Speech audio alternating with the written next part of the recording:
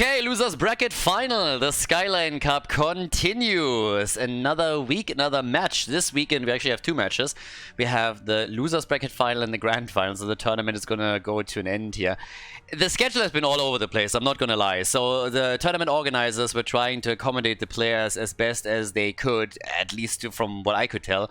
And therefore, the times and also the days changed multiple times now. But today we have the losers bracket final, so this is a best of 7 that we have now. And we're starting things on Infernal Shrines between Nothing Else to Do in blue and Don't Ban Marthael, aka Team Marcel.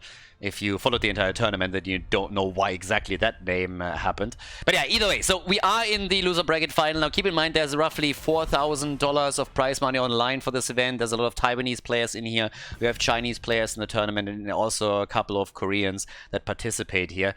And I gotta say, so far the tournament was just an insane amount of fun. Even in the earlier rounds where you have a lot of teams that are not quite evenly matched, there were super entertaining games. We had Cho'Gall, Murky, we saw Gazlo couple of times. Suljin in particular made appearances even into the later stage of the tournament.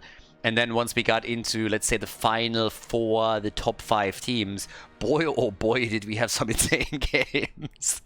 There were so many highlight games that really went down to the wire to the final map. It was incredible. Now we're heading into Infernal Shrines to open up this best of 7 series. We have at this point Jojo banned out, Sylvanas has been taken care of. And it's always a little bit of a different ban pattern what we've seen in the previous games, but with a week between these matches, there's obviously a lot of time also for the teams to prepare for what's going on here. And since this is Infernal Shrines, we have Hogger now as the first pick on the side of Nothing Else to Do. Now, also to highlight, Vala banned out again. She made it actually through the draft in the previous best of 7 series a few times, and it was really wild. I mean, she performed extremely well, but in most of the games she is banned out, and this game is no exception. So we get Blaze and we get Brightwing. And especially the higher priority of Blaze the farther we go into the tournament is something that I really like and enjoy. And it's something I talked about before, because a lot of the teams, have been playing more so with Leoric than with Blaze and have really just push Blaze down in priority and didn't really like to play with him. But this has changed now that we're entering the later rounds.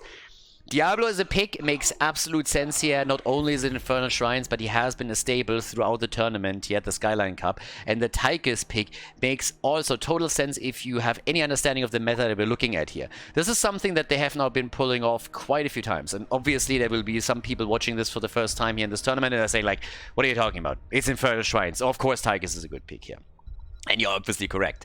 But the main point is that more so than in any other region, it is super important for the Asian players here, when they pick Diablo, to also pick Tychus. They really like that as a duo, so that Tychus cannot be picked by the opponent to use the miniguns against him.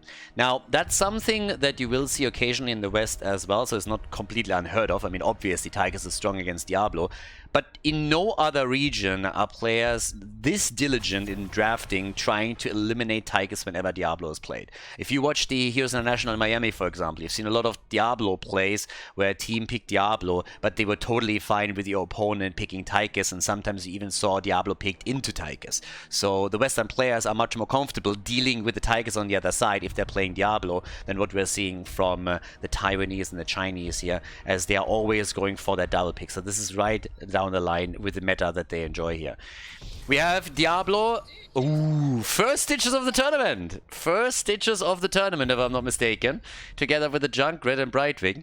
Now, if you want to go Gorge here, you can go Hook, Gorge, Brightwing, maybe even with an Emerald Wind, which we have seen multiple times in the tournament. So it's not unheard of to go Emerald Wind here. They actually pick it fairly often compared to other regions. So you can go for a bit of an isolation composition, trying to blow the target up. Junkrat can help with that too, of course, thanks to his mine. And we'll see what they can do here. Yeah, Leo and Alex Strauss. That's that Leoric pick that I hinted about earlier, since Blaze is now taken. But Alex Strauss, they get a Dragon Queen and they have Tychus with a transformation. And, well, that leaves us with the final pick in this best of 7. Again, we are in the losers bracket. The winner moves on to the grand final, which is played out tomorrow. And the loser takes 3rd place in the tournament. So, guys, the final pick, it is Hanzo We got the boy with the beard, and that leads us straight into the first map. So let's go. Don't ban Malthael, going up against nothing else to do. Game number 1, we're in Infernal Shrines, everybody. We got a Hogger on the left together with Diablo and Leoric. So we have our triple front line. Alexstrasza and Tychus for the remainder of the draft. I would have loved to see Alexstrasza with Stitches, honestly. I mean, again, I love that brawler, you know, like that Aram comp where you go for the extra globes that you spawn for Stitches level 1. When you then enter the late game, Stitches runs around with a ridiculous hit point pool and can barely be taken out. And he actually picks the talent. I'm so sad. He could have been so good. Can you imagine that combo on the same team? We had it in the past a few times and it was always glorious. But yeah, the red team with Stitches Blaze at the front, we got Jandrigate and Hanzo, so they can go for some kidnap combo approaches. Noteworthy that the one thing that we actually don't see from these teams is any plays into Medivh. This is something that they just don't do. Medivh is not a thing here. He doesn't get played. I haven't seen him once in the entire tournament, so I don't believe that we're going to see him anytime soon. But at this point, Stitches, of course, with his level 1, with Hungry for More, he's gonna try and boost his hit point pool a little bit. And if he's diligent about that, if they win the objective, if they rotate between the lanes, you can get a ridiculous amount of HP, especially in the later stages of the game. So yeah, that can definitely happen here. But well, as it turns out, for now, what we have, we're looking at our 1 versus 1 all the way up at the top. So we currently got Blaze, we got our boy Leo. They're trying to slow down these rotations a little bit, make it a bit harder for the opponent's solo player. In this case, kind of works out for the red team, as you can see. So it's all playing out with the camps now up on the map. And the blue team is already making an effort to take the extra camp right here, which has successfully happened for them already. So they're a little bit ahead when it comes to mercenary camps. Stitches is already from the early stages trying to make his own place right here with a quick hook and of course the potential follow-up. So we'll see if this is going to work out for them. Up to this point hasn't really, but all that you need, especially in that late game, is that one big hook and all of a sudden Bob's your uncle.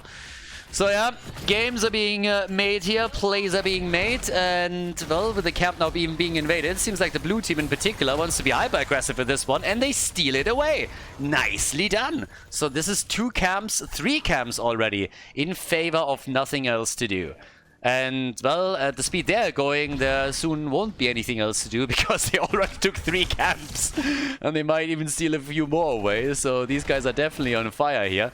Tychus with the Master Assassin has a level 4 talent choice as the hook has connected, but I'm not really sure if this is going to help them too much here. They're following up with more damage on Stitches and our boy is in trouble, but Brightwing is helping out, and at the same time now we have Hanzo escaping through the middle. Relatively unharmed here, not too much of a problem, but it seems like it might be the end of Blaze if this party continues. Yeah, he's definitely in trouble. Diablo even closing the distance as he makes a move for Junkrat. But as it turns out, everybody still gets away here. We haven't seen a single hero fall yet, but they're already starting to be super, super aggressive. And I kind of like it. It's already showing that everybody is really putting their best foot forward in an attempt to get a good position in this game. We have the first objective spawning topside, so as this happens here in the left and right side of the map, the mercenary camps, they are taken, but they shouldn't have quite the impact they would normally have if the objective was anywhere else. So yeah, definitely a little bit of a different setup right now for all of them, but yeah, we'll see what they can do. We haven't seen a single death yet, a single kill yet, but I think this is very likely going to change here and now as everybody is starting to make a play for objective number 1, trying to grab the first Punisher of the game. And the focus is there and it hits Hogger. Hogger goes down, the first one to fall. Nicely played. And that is kill number... Ooh, maybe kill number 2? No. Oh, yeah, Blaze has a bit of a problem here on his hand. I gotta say that was kind of funny. He tried, of course, to stun the hook target, but then went a little bit too wide, and Diablo just turned around and was like, wait a second. Are you giving me an opportunity to maybe grab a kill here? Yeah, that is happening. But okay, it's a kill against 0. We have a 5 versus 5 back up on the map, since obviously the death timers are fairly low and nobody has really followed up on anything here. But it's definitely party time in this game, since with only a 10-point lead on the objective, this is still up for grabs. So each team both teams can still make a play here, and they're currently trying to pull exactly that off. Big hit against Hogga, so he nearly died again. Oh, was about to get Hanzo'd there, but dodged out. But the entire blue team is in real trouble. They are definitely on the receiving end of an ass-kicking as the hook is hitting Diablo, and he is dead. Diablo Immortal, my ass. So he's down. And that leads to, or that led to the second kill for the team. So we have 2 kills to 0, and it seems like they're gonna be able to make this first objective happen.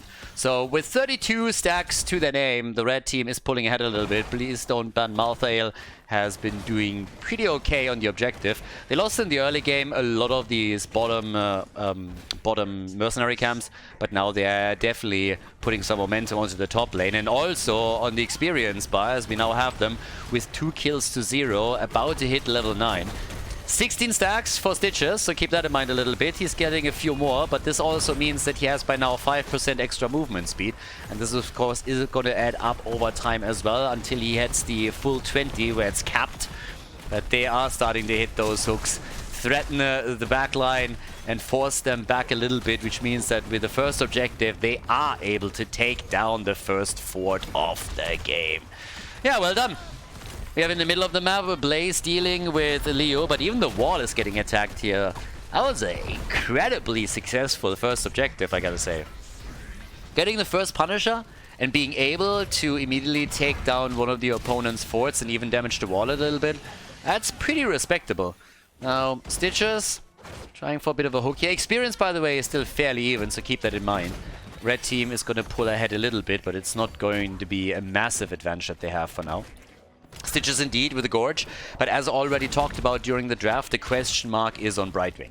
And I already told you that Brightwing has played in this tournament, and there it is, a lot with Emerald Wind, whereas in the Western scene you see mostly Blink Heal, but here we have it. So they're gonna try for that isolation play once that the target is hooked and gorged. So this is what they're going to try and do here.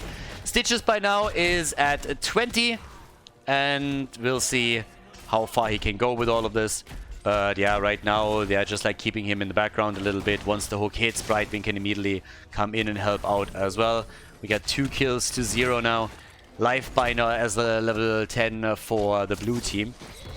And yeah, the side laners still doing their thing. But this endless barrage that we have down here at the bottom of the map is really starting to do some work. So it's taking the gate down, it's taking nearly one of the towers down. And we'll see how the second objective is going to play out here. But at least for now, it seems that the red team has taken a much more dominant position on the map. And the blue team is starting to be a little bit afraid. They obviously don't want to get hit by that hook. But matters are only going to get worse once that level 13 is available for Don't Ban Malthael, because then Stitches will have the extended range. He is at 24 stacks on his level 1 already, so given the fact that he doesn't have the additional support from Alexstrasza, that's pretty alright. We're only 8 minutes into the game. He's going to get another one here. Now, obviously, winning the objective helps. He gets some extra globes for that too. But he is already doing a fairly decent job with all of this to increase his hit point pool, make sure that those devours are being even more impactful. And now they're getting another Leo kill. So, yeah, that's a pretty solid start here. And of course, there's Tychus on the other side, so he can get a lot of mini-garden damage out. The more hit points Stitches has, the more damage technically Tychus is also going to be able to put onto the board. This is going to be reflected later. He's already at 20,000, but when we go into a real late game and Stitches has a massive hit point pool, then Tychus is going to ramp up that damage even more. But the question is always, can you take him down? Because, yes, they have a Tychus, but if you have 13,000 hit points, then that doesn't really interest you a whole lot. Now, obviously, we still have a long way to go before we hit that particular mark, but definitely in the realm of possibility, especially if things go in favor of the red team. But as it stands, the level 13 talent has hit. That means that Stitches now has the extended range. We have him at 30 stacks, so now he has a 10% movement speed. He's looking really good here with the extra hit points as well on level 13 with the meat hook. And as you can tell, we now have also more camps being attacked. The problem that I have, honestly, is that Blaze is still at the top and is escorting the camp through, and that's a real problem. That top lane is in real trouble. And we're talking keep there, not just fort. So instead, the blue team was trying to go for a quick and dirty fight down here in order to get a quick kill. That didn't work out for them. Brightwing was saving the day with a quick Emerald Wind. So now they have to go for the objective and they pop Odin very quickly. But this is a huge concern. You have a catapult here too. So that makes things even worse. As it stands, it might be an objective in favor of nothing else to do, but the more time Donban Malthael can buy here, the better for them. Big Entomb though, but there's the bunker immediately placed down. The blue team likely to walk away with the objective, but let's see if maybe the red team is able to still do a bit more damage here. All the ults were already used with the exception of Lifebinder, like Straza. Might have to use it here on Diablo. Doesn't do that, so they are currently falling back. But up at the top, there is going to be at least some damage. Now, Leo is obviously going to try and deal with it now, but the keep is taking some damage. The catapults at the 10-minute mark, it don't do that much damage yet, but it still counts. Takes the keep down by 10, 20 hit points, so it's something. Mid lane has been defended, but the pressure that amounts now at the bottom of the map is, of course, also something that Donban Malthael will have to deal with, and they're at least able to save the fort, so technically in structures they're still ahead. Yeah, the hook hits hard, so does the Gorge, so everything is going well. Emerald Wind should be used in a second, and there it is. So they're isolating Hogger completely, and then drop him. Pretty much textbook, honestly. And they're getting a second kill too, wait, what? Alex Straza, Lady Thick's Thighs, is going down, and that's the triple baby. They're gonna go for Diablo. They're gonna take him down too. So after Hogger and Alex Straza, Diablo also bites the dust, and all of a sudden that bot lane is wide open. And it all started with a textbook approach on an isolation comp. Look at this one. The arrow hits, so does the hook. The Gorge follows, Brightwing with the Emerald Wind, and that's the moment when you can kiss Hogger goodbye, delivered right into the trap. And that's an easy kill right there. We got 6 kills to 0. The blue team has not gotten a single kill yet in this game. Pulverize as the level 16 talent. Big lead now, not only in experience, but also in talents. And on top of that, we have a team that is very aggressively rotating between the lanes now, looking for more kills, looking for another hook. And also looking to feed Stitches a bit more with the globes. He is currently at 38, so with this one he's going to hit 39, and, well, our boy is getting beefy. He's getting really hit point heavy here. Diablo is getting a bit jealous over there. But now they're willing to also invade the campus, it seems, and there's no reason why they shouldn't, because they have the talent advantage, and we also see them with a lot of stuns, pulverize. There's way too many tools on their end for the blue team to contest this. They don't have a 16, you don't do that. So, yeah, that hurts. There's 2 levels of difference between the two teams. The camp gets taken away. Hook nearly hitting. Blaze just doing his thing at the top lane and continuously escorting minion waves and also catapults, plus, of course, some camps through.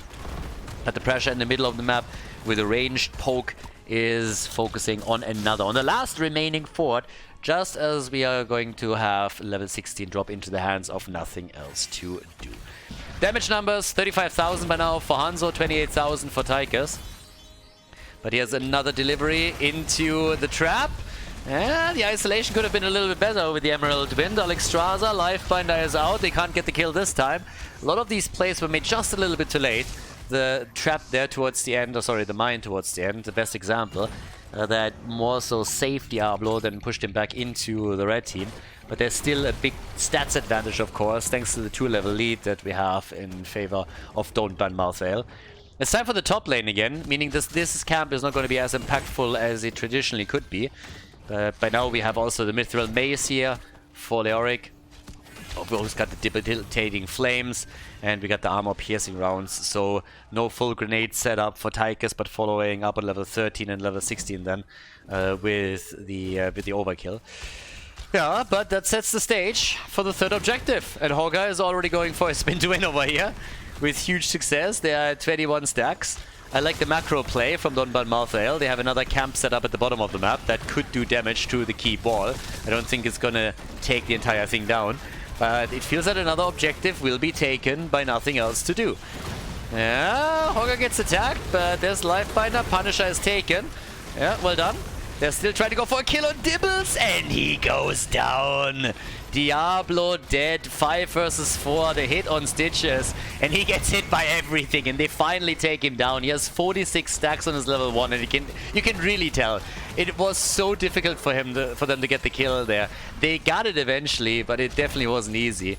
While all of this happens, this is also still ongoing. So Hanzo falling up at the top, that's a problem. They're diving deep. Leo also has to deal with the top camp, so there's 2 keeps that are currently about to take damage. Brightwing gets also eliminated, the fruit fly down. Leoric dealing with the top. This one now down to 50% HP. And at the bottom of the map, they very quickly got to deal with this too. That's 2 keeps that are now in trouble. And those catapults, again, I mean, every single time I see this tilts me to no end. You have absolutely no idea how mad this makes me. Blizzard completely incapable of designing an AI that can drive around things. Fucking ridiculous. But yeah, luckily for them that camp was there, or this keep would have taken even more damage. Now, the first fort at the top side has been eliminated. Donban Malthael now has lost 1. But it doesn't change the fact that nothing else to do has now taken damage on 2 of their keeps already. And that is definitely not a good spot to be in. Now, to be fair, they won the last 2 objectives. That's pretty big. That is actually impactful. Winning the last 2 objectives helped them to apply some pressure too. But on the macro level, I like what Donban Malthael is doing a little bit more right now. And the scaling into the late game of Stitches in particular is also going to be very interesting. Now that they have level 20, even more so. And in this case, we get the intensive wins. If that's not a farting joke, then I don't know what is. I mean, seriously. Like, what the hell? Master Hooker, I know the Master Beta, but like, yeah, so Master Hooker is in, and we got the Bullseye. Seems that the blue team should be able to get to level 20 by time the next objective hits too. But with more camps and more waves taken, Stitches is going to get a little bit higher with all of this. And again, he gets 25 health for every single one of them. So there's already 15 extra movement speed. But yeah, it's pretty decent. I mean, yeah, our boy is having a fat hit point pool that he can proc his Devour upon. We now have them on level 20, that of course does even more so him a lot of good. But yeah, we have another fort eliminated, was the last one, and that cannot happen. Leo, no! Trait activated. Leoric is down, and that is kill number 8. 8 kills to 3, and it still allows them to steal the camp. So, nice for the blue team to get their level 20, but that was unfortunate. And honestly, at this point, they're even looking to try and take down that keep. But look at Brightwing!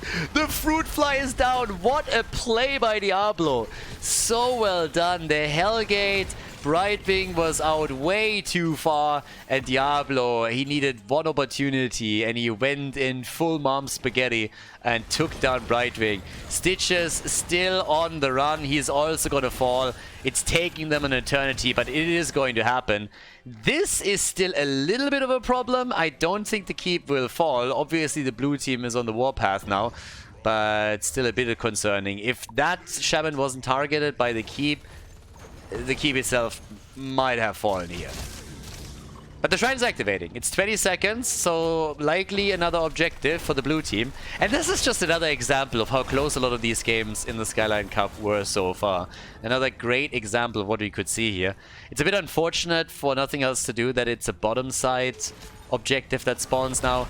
I guess not. They will get the fort here. I was about to say this is the last lane where there's still a fort, but nah, they're still going to be fine. But it's going to be super interesting how this plays out now. They could try and take this keep at the top.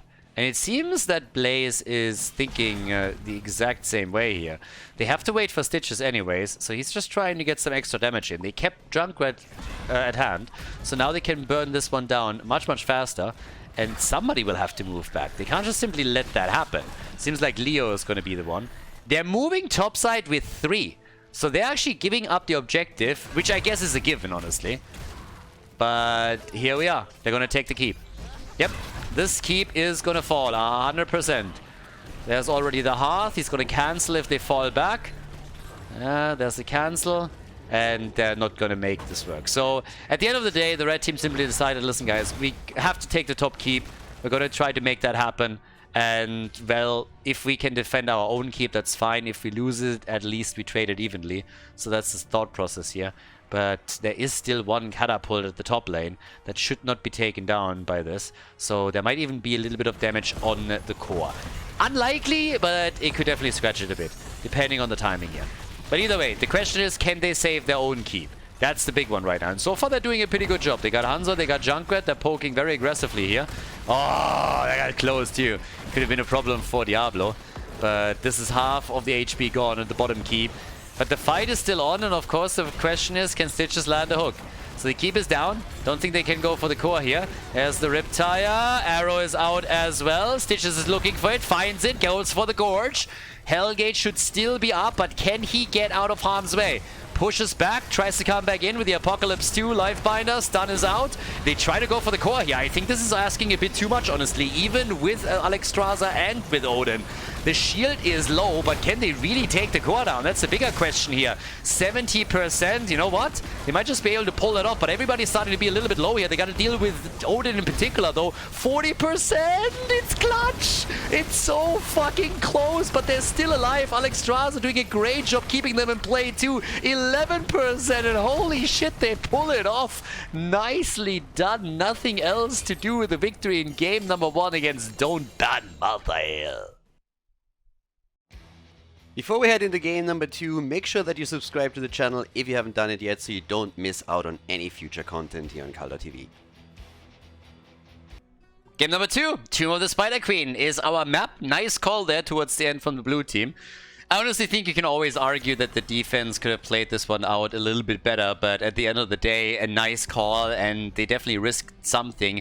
If the blue team gets wiped at the core and the core still has like 5-10 percentage points, then it's an immediate GG because the red team would have just crossed the map and finished the job. Well done though, so nothing else to do, takes the lead here.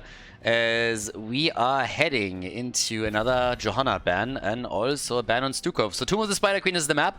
Plays out a bit differently in the sense that you want to have a lot more wave clear here. We've seen the teams play Malthael, for example, on this map. Vala is still something that I would expect is going to be addressed during the bans. Oof, hiccups. Very high priority overall in the Skyline Cup. So don't think this is going to be an exception. Ooh, Rega ban. Okay, Rega banned out. Didn't necessarily see that one coming. I thought they would prioritize other bans more than that. Now we would normally see a ban on Vala, but they're really hesitant at this point. So they might let her through. Nope, they don't. They were thinking about it. And then they were just like, yeah, that's not gonna happen. No, no, no, no, no. So, let's see what else we're gonna get. While we're talking about the picks, the World Cup is going on, the Football World Cup, and the one thing that I want to point out is one of the things that really annoys me with football just in general, and has annoyed me for years, is one of the reasons why I watch it less, is that we have dive queens like Ronaldo that are setting such a bad example for young players, and I fucking hate it. If you are given that much talent and you are such a great athlete, and then you do that, that's one of the reasons why I really dislike this. And it pisses me off even more so in the context of the VAR being available. The easiest way to solve diving, and I just have to get this out there even though it's not really thematically appropriate. The easiest way is, let the game play out if someone dives. If the referee doesn't see it and makes the wrong decision, let the game play out, let the game finish, and if you can prove 100% that the player was not touched and was just diving and just rolling around on the ground like the queen that Ronaldo actually is, then just punish them hard after the fact, after the game, by giving them a massive fee and also making sure that they're banned for several games in the league. Do you know how quickly the clubs would talk to their players and would be like, fuck's sake, don't ever do that again, or we are going to get your contract cancelled or something, because they depend on those players. So for the love of God, finally tackle diving. I hate nothing more than this shit. These stupid assholes that are just diving and ruin games, and Ronaldo all the way up at the top. Yes, yes, I know there's others, but he's the one that really irks me the most. But yes, there are obviously a lot of other big offenders. Back to Heroes of the Storm. Can't wait, by the way, for Portugal to be out of the cup again and Ronaldo again crying into the camera. I can't wait for that to happen. It's always, every 4 years, this is one of the highlights of the tournament. Tigers and the Haka are there. Yeah, by the way, I'm fully aware that the Germans are going to get eliminated in the group stage, so yeah. And I'm okay with it too. Hogga, Diablo. But look, this is actually the first time that we have Tigers on one and Diablo on the other. And this is one of the things that they have over and over again avoided or happening. So, this is actually interesting. This is, I believe, one of the first times in this tournament that we have now Tigers against Diablo. And that the teams were willing to go into that pick pattern. And I like it, I honestly do. I think if you play your cards right and you have a good Diablo player, then you can definitely deal with that. Doesn't mean that it's super easy. Obviously, you have a strong counter against you on the other side, but it's still something that you can play around with. So we got a Sylvanas, always nice for Tomb of the Spider Queen. On the bans, they are banning Nubarak out. Garrosh, Junkrat, yeah, there's a lot of displacement here. You got the Tong from the Haka, you got Garrosh, can flip targets over. You have Junkrat, which of course has a little bit of a similar pattern here. Definitely a lot to bounce people around. Even forgot about the grenade here, so Tigers obviously fits that bill too. But let's see what we're getting for not only heals, but also additional damage on the side of Don't Ban Malthael. They had a great first game, but again, at the end of the day, it only matters who wins the match. Ooh, the crybaby. Alright, alright, alright. Anduin is in the house. And we got Deathwing. Okay, so you could go for Light Bomb Portapult. You could go for Diablo Engage with a Light Bomb. Could go for the Bubble. We have Deathwing over here too. Takes a little bit of pressure away from him. So another triple front line with Sylvanas being the only range damage dealer. And that is our last and final pick for the blue team. So what's it going to be? White Man! Oh, there we go. Tomb of the Spider Queen, everybody. Let's go. Once again, we have for the blue team Tychus and Whitemane. It worked well in game number 1. Does it work again on the second map of the best of 7? Tomb of the Spider Queen coming up next. Game number 2! Blue team in the lead as we're headed into Tomb of the Spider Queen. Junkrat and Tychus for damage. We currently got Whitemane, Garrosh, and Dehaka. By the way, I was wrong. I was talking about Whitemane and Tychus being played for the second time by the blue team. Obviously, they played Alexstrasza on the last map. Yeah, same shit, different outfit. Not quite, but you know what I mean. Right side of the map, we got the red team with Diablo, Hogga, and Deathwing. So another triple front line with Anduin and with Sylvanas. Yeah, Sylvanas played here by Take It Easy. Okay, so my singing skills have not improved since last time. I had to try. We got a great skin, though, for Deathwing. This is the one thing that where I really have to give all of the players in this tournament credit for. Every time we saw a Deathwing, he had a proper skin. He was a big and fearsome dragon and not just an oversized turkey like what we're seeing from European players in particular that have absolutely no taste or are just trolling me. It's one of the two. Diablo, on the other hand, gets again quickly murdered here. So Tychus goes in, takes him down and helps with an assist on Sylvanas. So it's a double kill for the blue team. A little bit of momentum has been built up here right away. We got up at the top Wild Hunt with his Tigers, still putting the lane to the test. He's all alone here, so that's not going to be a problem. But definitely a bit of an annoying start into the game for Don't Ban Malthael. They looked great on the first map. They really did. Especially on the macro level, they did such a great job compared to what we saw from the blue team. With the timings of their camps, with them threatening structures time and time again. But then the late game call from Nothing Else to Do was just a bit too good. And they take the lead in the series. And are all of a sudden ahead here in the on the first map. Now, it's not a big lead, but they're even now preparing to steal this camp away from Hogga. They have 3 heroes here, and Hogga has no idea. Like, Hogga has absolutely no fucking clue. And he's immediately taken down. Oh, boy. That poor soul. Poor Hogga. Oh, look at him. All the work that he puts in. Ding, ding, ding, ding, ding. I got this. And then they're like, thank you very much. That's a freebie. So they take him down, they steal the camp. I would feel so cheated if I'm Hogga in this situation. Nobody scouted for him. Nobody was wondering why there's nobody on lane because they were trying to take 2 camps at the same time. Now Woo, baby! Oh! 10 hit points! Sylvanas with 10 HP. Damn! Okay, so 3 kills to 0. They nearly made it 4, but Sylvanas gets past the gate, is able to jump out there. That's ridiculous. That was kind of crazy.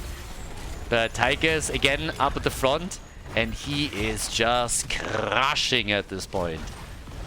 Oh, no, part of me really would have loved for him to go for In the Rhythm here on this level 4, because he's been getting so many minigun durations through against opponents. It would have been kind of funny. He didn't go for the bigger they are, by the way, so they didn't go for that, so no extra bonus here. Instead, it's the Master Assassin for the attack speed. Sylvanas is really playing a very dangerous game here. Once again, she's in trouble, but gets saved.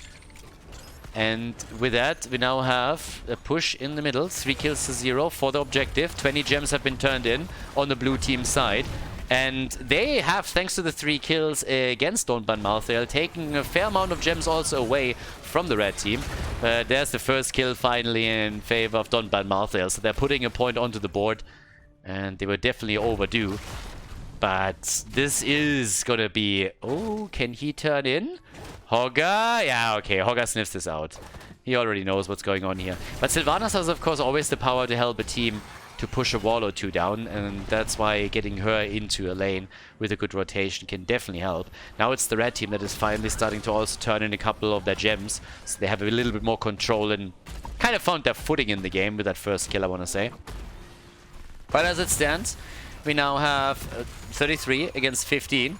Ooh, 33 against 33, I wanted to say. Yeah, they're still a little bit behind on the gem count, but they're doing a bit better here. 7 versus 7. We got the intercession for Whitemane. We got the feeding frenzy for Dehaka. That is another kill. Junkrat is down now too. Okay. Don't Ban Malthael is starting. They're back. They're back. It looked a little bit scary at the beginning. It looked like the last game affected them a lot more than it should have when they started to trail behind with 0 to 3 kills. But now they're doing much better here. They're able to focus on the objective a little bit more. They're also closing in on having enough gems so they can turn in and get the first wave if they continue to control the turn-in spots, as they are currently doing. But with all of that, Dehaka, he can still tunnel in whenever he's needed. And he is allowing the turn-in. That wasn't needed, so that was definitely avoidable. I mean, Dehaka, he knew exactly what was happening here. Hogga gave him all the signs, all the signals. He pretty much didn't only text him, send an email, and tell him flat out what he was doing. He sent him some snail mail as well, and then Dehaka, for some reason, thought that he still had enough time to go for the interrupt, and was probably disappointed once he realized that he's a bit too late to the party. So now the first objective touches ground for Don't Ban Malthael, and it's time for the Web Weavers. And needless to say that with Sylvanas, you should be able to do some good work. She's already active in the middle to make sure that those Web Weavers are getting more damage in. The wave connects nicely, and that might just be the first fort that falls in this game. And look at the experience count. They are about to hit level 10. So this is only gonna get worse.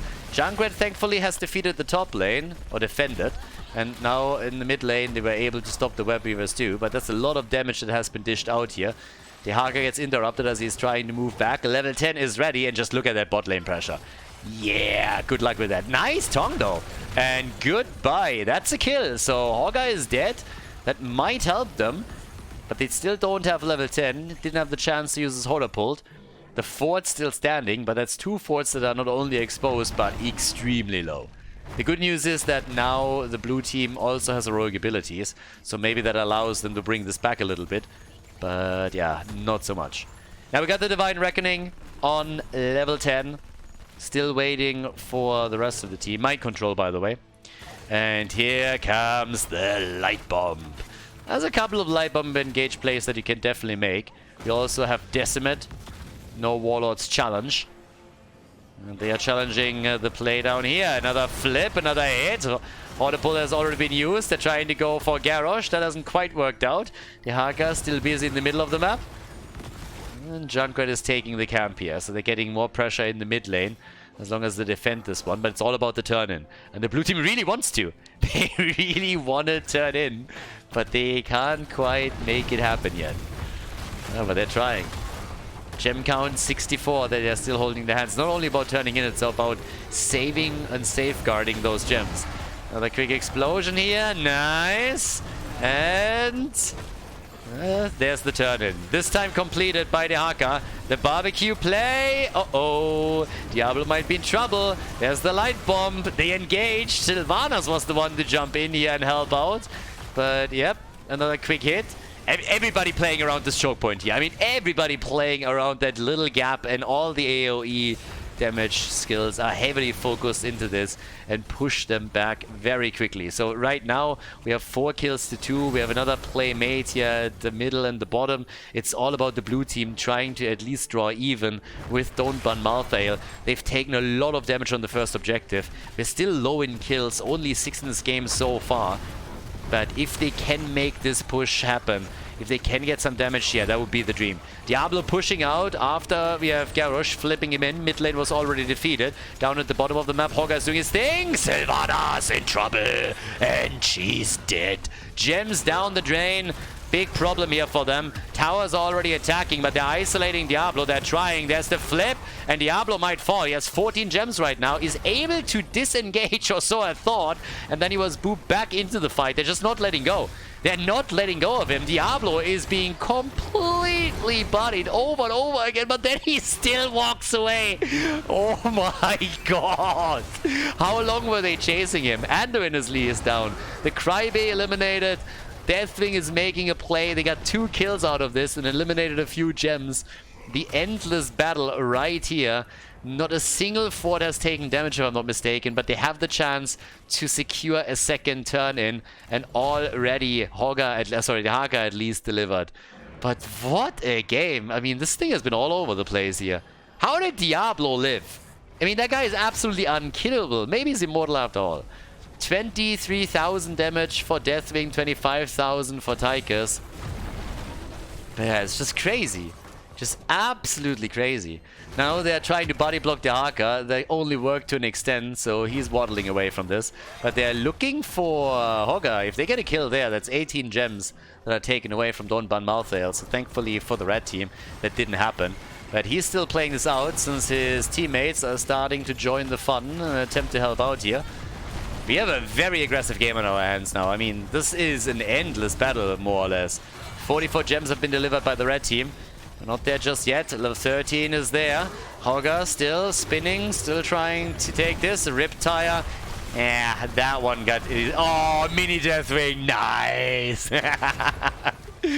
Oh, so cute. A mini Deathwing plushie, that's actually something I would be interested in. Yeah, that's actually pretty cool. But they turned in. The red team, they get the next set of web weavers. And I think now we are going to get a few destroyed forts. I would be shocked to not see at least 1 or 2 forts being dropped here. That should definitely be a thing. So up to the top, we now have another wave eliminated, another set of gems secured. They are holding a lot right now, and that's another thing that should worry them. If they lose a hero or 2, that could mean that they're losing 20, 30 gems easily, and you don't want that to happen. So the web weavers defender at the top is definitely going to help them, but here in the middle, there's no doubt what's going to happen to this fort. This one is gone. They're still trying to see if they can maybe even get a kill. Yeah, mind control missing, Hoarder pull engaged. Yeah, not really working out. But they're still looking to try and take Garrosh down. No, they can't make it work. But with 2 forts destroyed, the one at the bottom and the one in the middle, I think they're more than happy with the results of the second push. Especially since they're also dropping the wall in the middle of the map. So, yeah, here it is. Riptire to blow up the minion wave, just a little bit of quick clear. Didn't want to risk anything. The red team has taken the opportunity to move towards the top though, and have now started to take down the fort here. Deathwing flying in. Really nice engage from him too. Goes for the ult. Oh boy, they're really trapped here. They're in deep shit. That's 17 gems that they just lost unless they get recovered. And they're gonna lose more, don't they? Diablo is low, but we've all seen what that means. It means jack shit if you can't kill him. We already have the Haka pushing back out, but it's too late to recover the gems that Tigers lost there earlier. They still hold 62, but they are starting to lose more and more here. And they're definitely starting to trail behind heavily on the map. Now they have that extra turn in, but I want to remind you that they haven't damaged a single fort yet. And Anduin now has the double pull. Yeah, goes straight into the pullout king here with a double glyph. Boss is still up. Wouldn't be surprised if one of the teams tries and sneak him soon though. We'll probably remove the wall just so that you can move towards the boss without your opponent seeing you. They're even diligently turning their gems in, or a fair amount of them, so they're not going to lose them later. But it's up to the blue team to now lock in level 16, which they've now done, and then try and find their fight and their turn in. That's the ticket back into the game. You gotta do it now. I mean, this is the opportunity right here. You got your 16, we got the shared punishment, the subjugation, we have once again the armor-piercing rounds, and they are trying to go for the turn-in. Diablo, he's the only one that's close, but that's more than enough to go for the interrupt. And here comes Deathwing. They are starting to chunk him down a little bit. 16 hasn't been taken for the Haka yet. Doesn't really change what's going on here, though. They need this turn-in. Hogger is also trying to defend at the bottom and turn in himself. And Diablo, okay, doesn't get the walls done. The Haka gets away from this one. Hello? Hoarder pulled. They really want him. Maybe a little bit too eager. Ah, that's cheating. He connects the drag and then Anduin is just going for the one click and is just like, yeah, that's fine. Nice mind control. But Garrosh is still alive and this stun has not worked. So Light Bomb did not do anything for them. Instead, this time Sylvanas is down for good. Sylvanas taken. White Mane, on the other hand, she's in trouble. Tychus has also fallen. White Mane is gonna fall eventually, so she's down. They're trying to get Deathwing, and they turn him quickly into Deadwing right here. Gems lost, but not too many. The blue team still can turn in, and they should. Oh, they want another kill. I don't see that happening. Not against Diablo. It's no. Why are you doing this to me? Garrosh, come on, baby. 30 gems. Yeah, okay, he gets out. That got scary for a second, though. If they lose Garrosh after all that back and forth and them really trying to turn the tides of the game, if they lose Garrosh then with 30 gems, that would be a nightmare. So right now, they can maybe turn in. They definitely need to try and do that soon. Deathwing is back in 17 seconds. They have 87 gems now. I mean, you got 2 turn-ins pretty much if you play your cards right. And they need them. Look at that sneaky play. Look at those sneaky fuckers. I love it. I absolutely love it. So yeah, they're turning in and a sad moment for the red team. That didn't quite work out. They delivered some of their gems though, but that's the opportunity to finally get a bit of momentum going for nothing else to do. Now they won the first map, they're on the lead here, but they find themselves in a bit of a similar situation to what happened in the first game, if you ask me. It just feels that Don't Ban Malthael is playing the better game overall, all things considered. But that doesn't mean anything if in the late game the tides are turning. So this is, I would say, the best opportunity for nothing else to do, to gain ground. But if this gets shut down by Don't Ban Malthael, then it's a very different story. The mind control is in. Good damage. She's still fine. Ult from Deathwing has also been used. No, actually didn't. It's okay. So they're trying at least to isolate them here. But first came the mind controls. Yeah, Deathwing moved in with the first. But we got the top fort about to be eliminated. Ooh, hello. Sylvanas is a little bit low. Top fort is down. Bottom fort probably going to be safe. Toga did a good job there. And now we have in the middle of the map another quick pressure play right here. So let's see. Can they take that one? It doesn't feel like it, even with Odin being popped. 20 is available for Don't Ban Malthael. That's the main reason why they're falling back here. They just don't want to go up against the Storm Talons. But let's not forget, there's enough gems in the hands of the red team to get a turn in too. And the blue team has enough gems as well. So each team can now go for another one. But it seems that blue team is just hoping to get to 20. Now this is where it gets really dicey, because Don't Ban Malthael is clearly making a boss play, and now I believe this is just going to be the traditional trade. Yes, they're just trading. So you trade your gems for boss defense. That's what's happening here. They turn the gems in, they know that boss is being taken, and as long as they do that, it's going to be fine. Yeah, blue team has it. There's going to be some damage. Generally, I would say mid lane might fall, depending on how this is going to be played out now by the red team. But normally, what's going to be the case here is just simply a trade. Everybody defends, nobody really pushes, and then not much changes, except for one boss gets claimed and one team loses gems. Now, from the perspective of the blue team, the good news is that this is going to allow them to get level 60, sorry, level 20, so that they can fight on the next one. But that's about it. So, yeah, here we are. Bottom of the map. I think they might still be able to hold this one. Yeah, maybe. I mean, maybe the fort falls. If not, then Junkrat is going to take care of it sooner rather than later. But the blue team has to push this once they have 20.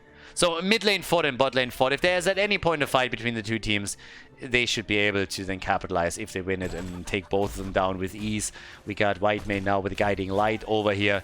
We have the red button. We got after decimate also now the deadly calm. And this is really where you have to make your mark. They need to now move in, win a fight. And the funny thing is that technically they're still ahead in kills. It's 8 kills to 5. And finally, this is the way that they need to play this one out. So they get the kill on Diablo. Anduin wasn't close enough to help him, which means that now is an opportunity to either push the middle or the bot lane. Dibbles obviously is back to business. He was fully stacked on souls, but he lost all of them, so he's definitely a lot weaker on the hit point pool. Nobody going through the bot lane, but they were able to take this one down a notch. 50,000 damage for Deathwing, 55 for Junkrat. Order pulled, engaged. Diablo, nice light bomb stun, and instantly Deathwing, the barbecue, nice. But Tychus is the first one to fall. Can they get Anduin? No, Anduin is doing what he does best. He runs away like none other, employing the French defense as he's sprinting out of the fight and out of harm's way. So Sylvana, she gets 2, takes down not only Tychus but also Garrosh, and this looks like it might just be the final nail in the coffin here for nothing else to do. The turn-in has happened, the red team is gonna get web weavers, the mid lane is already getting pressured as Sylvanas is moving in with the rest of them, and this is looking Gucci. Yep, they are looking very, very good with this one. The keep will fall and the web weavers aren't even here yet. So once that you have the web weavers in play, this could be the move for the core. It's still funny to me though that we have 9 kills to 8. So still a lead in kills for nothing else to do. But as this plan pans out, it's becoming quite obvious that Dawnblight Malthael is about to lock in a victory on Tomb of the Spider Queen. This would be a miracle defense if they somehow could still pull it off, but I highly doubt that's going to be the case. So looks like we're going to have a tie after the second game in this best of 7 series. Yep, Whiteman is also in trouble, but they might just hold. Honestly, they might hold this. They lost a lot on the core, don't get me wrong, and they lost the bottom keep now too, but they might be able to delay this a bit more. But there's the mind control. He's still alive. He's still alive. Team, hello? Sylvanas? Diablo? Oh, Anduin with a save. If the Haga tunnels in here and catches them, he's dead. But that would be funny as hell. All the keeps are gone. The core is at 55%. The game isn't over yet. And I'm not so sure what the red team is currently thinking. They should honestly just fall back. They still have their forts. This is more or less a checkmate position.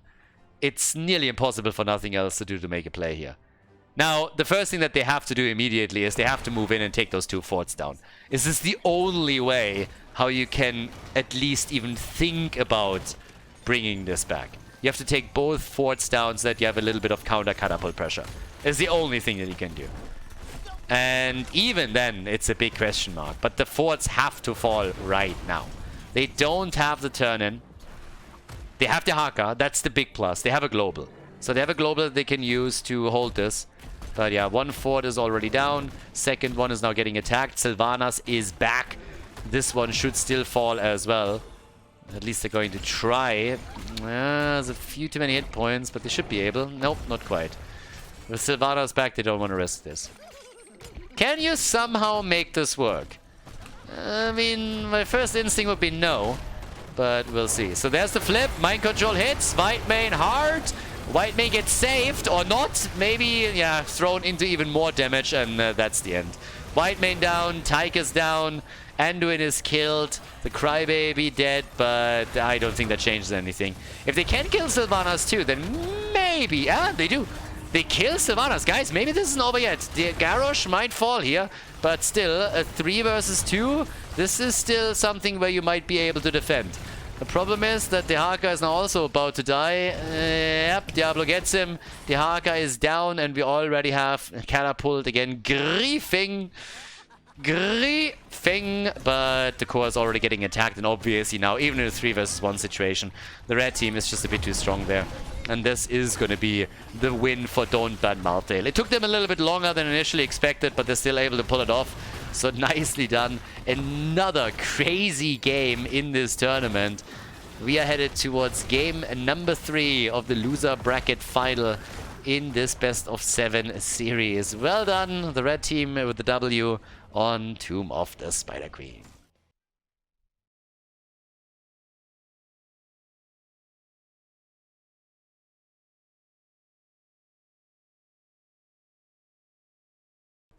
Alderac Pass! Here we go. Nothing else to do against Don't Ban Malthael. We are going into game number 3. And this time Hogger gets banned right away. Very curious. Oh, come on. Don't ban my Vala. That's just sad. No, let her through. Let chaos reign.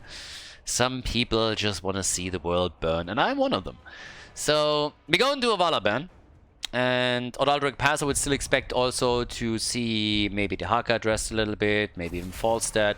Inuburak gets banned again. They are just banning him over and over and over and over again.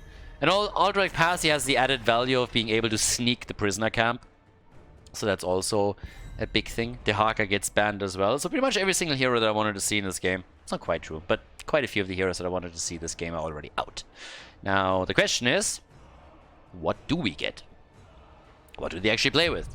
I would expect Sylvanas to be eventually taken here. Frontliners, the usual suspects. Don't think we're going to see any shocking surprises when it comes to tanks. Starting with Stukov, normally he was banned. Lucio is up, by the way.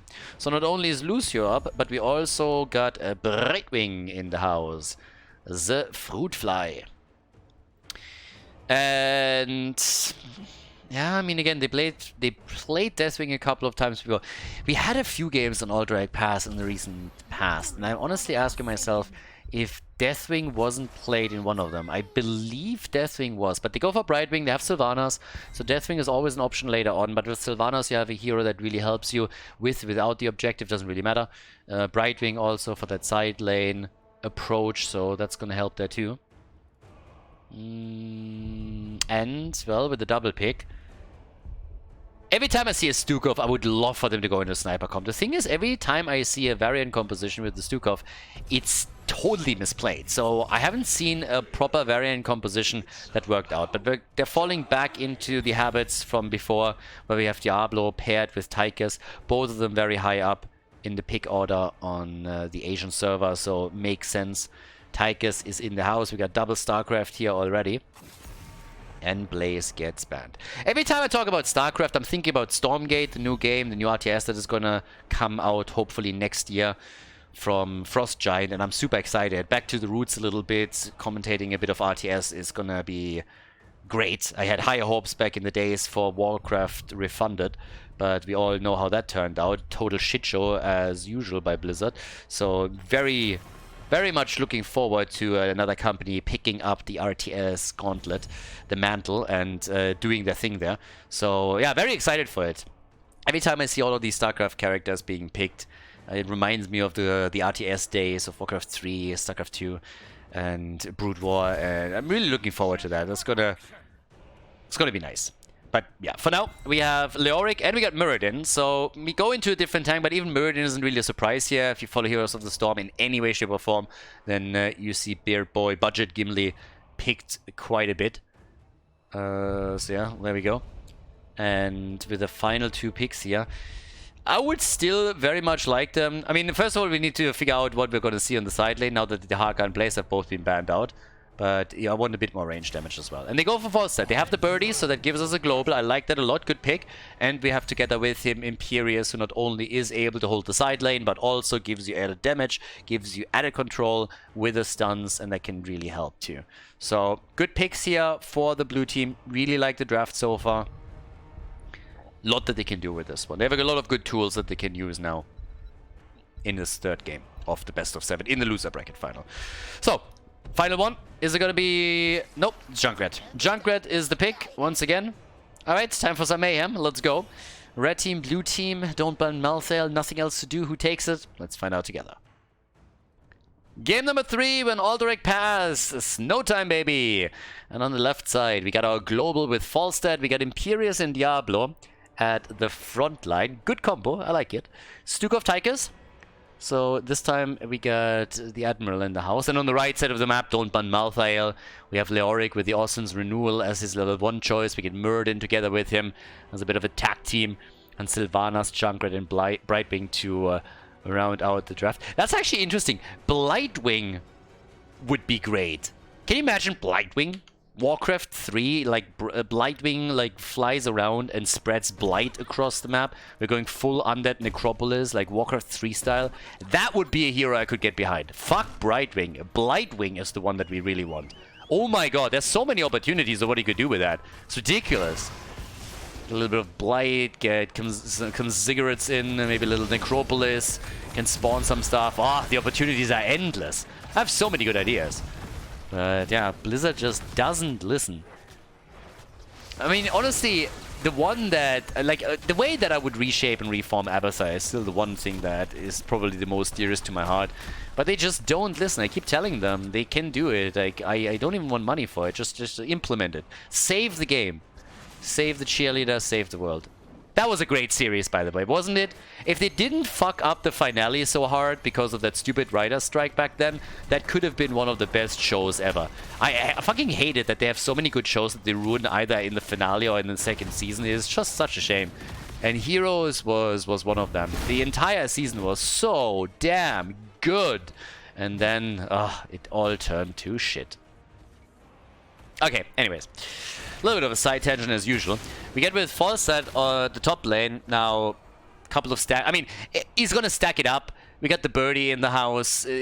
Later in the game, he's going to be invaluable to them, just dominating on the side lane, trying to pressure with the objective without it, controlling those lanes as much as possible. Down to the bottom of the map, Imperius is, of course, holding the other side. Still have those early skirmishes, nothing crazy. I would expect that the first real play for the objective is going to be made around level 7 or with level 7 talents at least.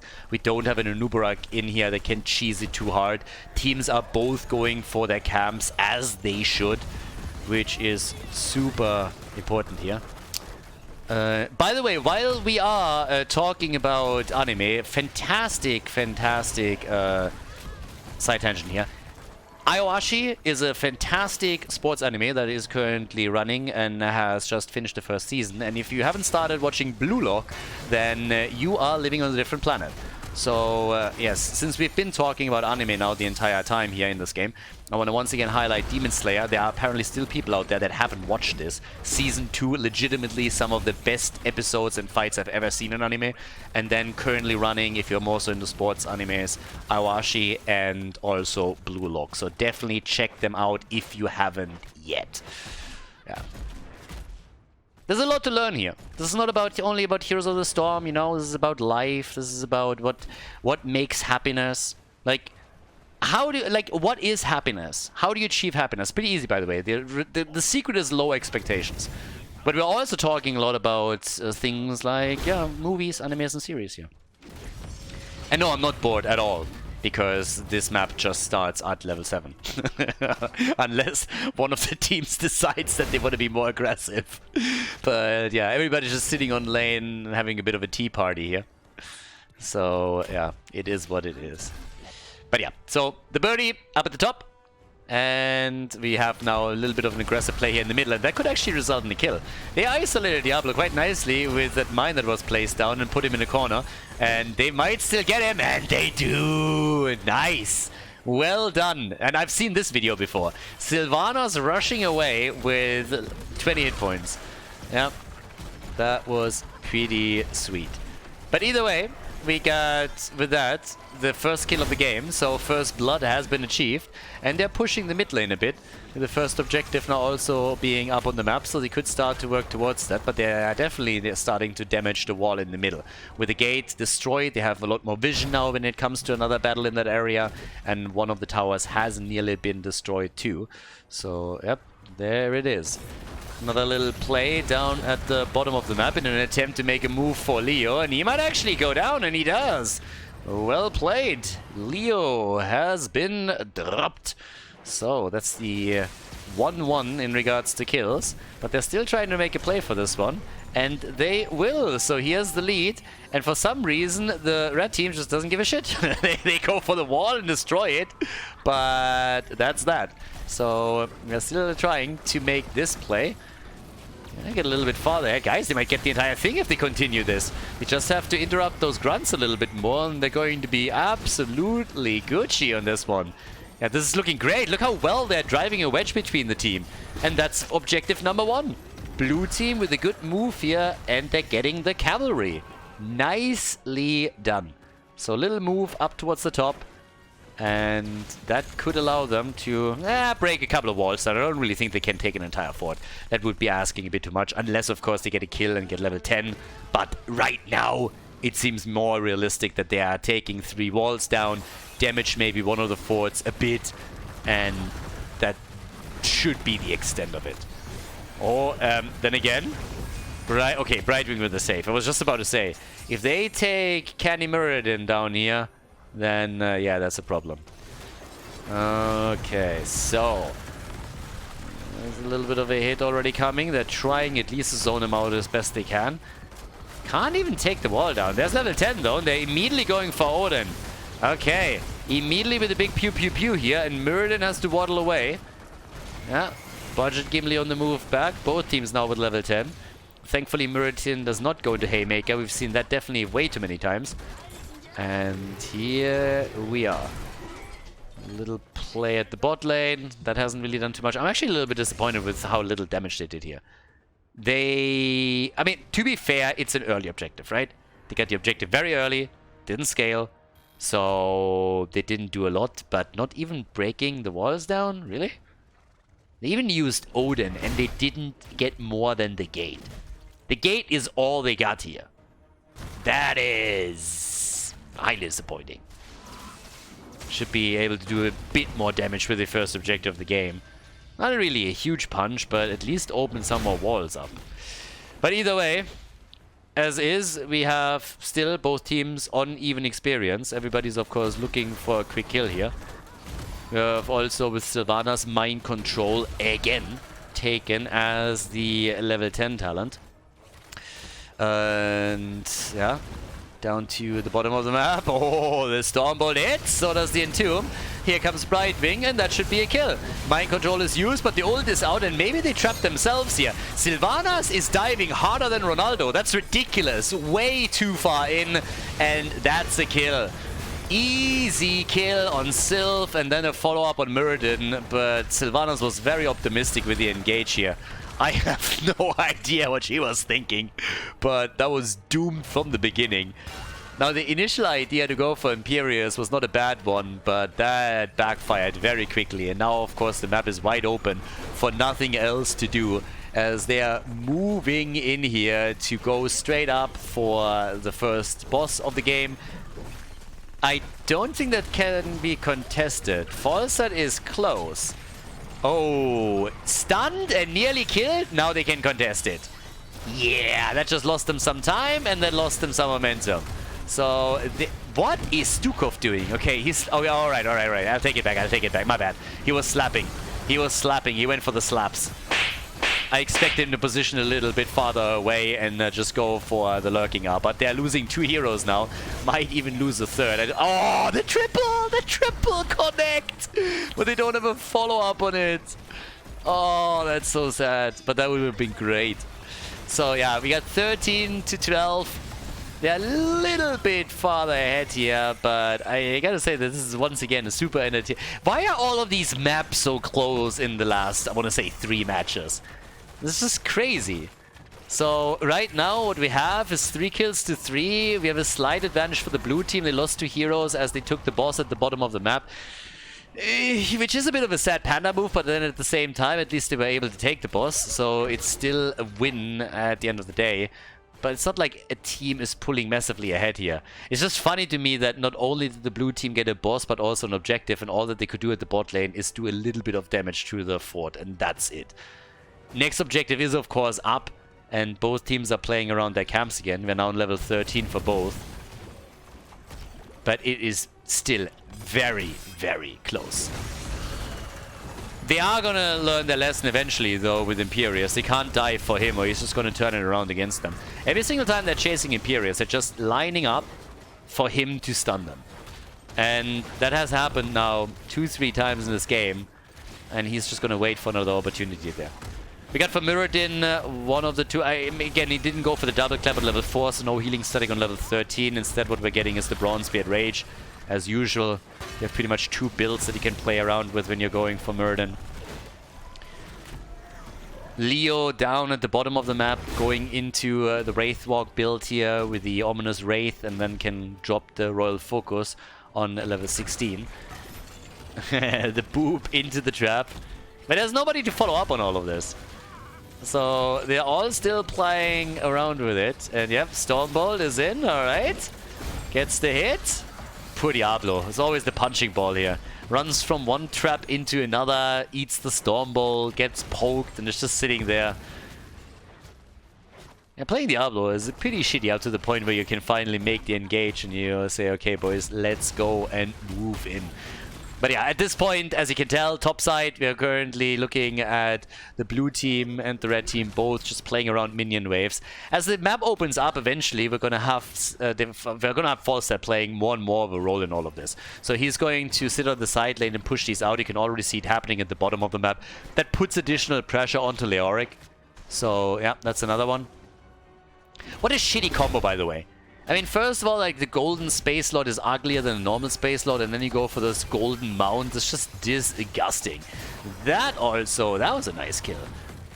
Yeah, that was a bit late, Falstad. Falstad, a bit of a lag there, I want to say. That gust was way too late. Yeah, heavily delayed there. So, now with that, we get level 16.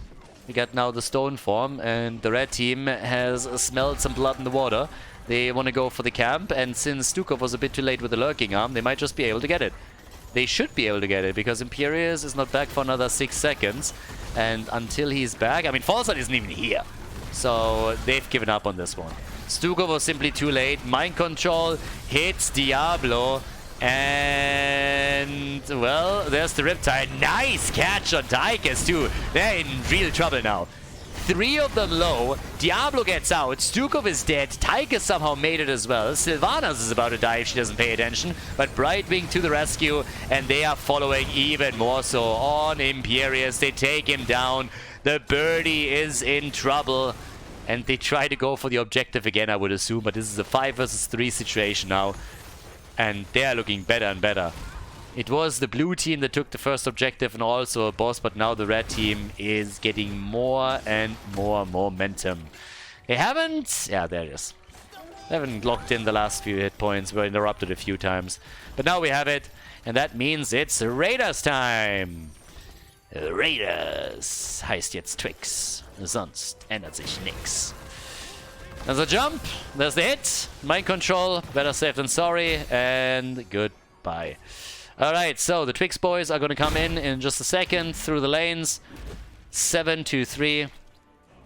Sometimes when I go into like my little nostalgia rants here or comments, I think that half my audience doesn't know what the fuck I'm talking about.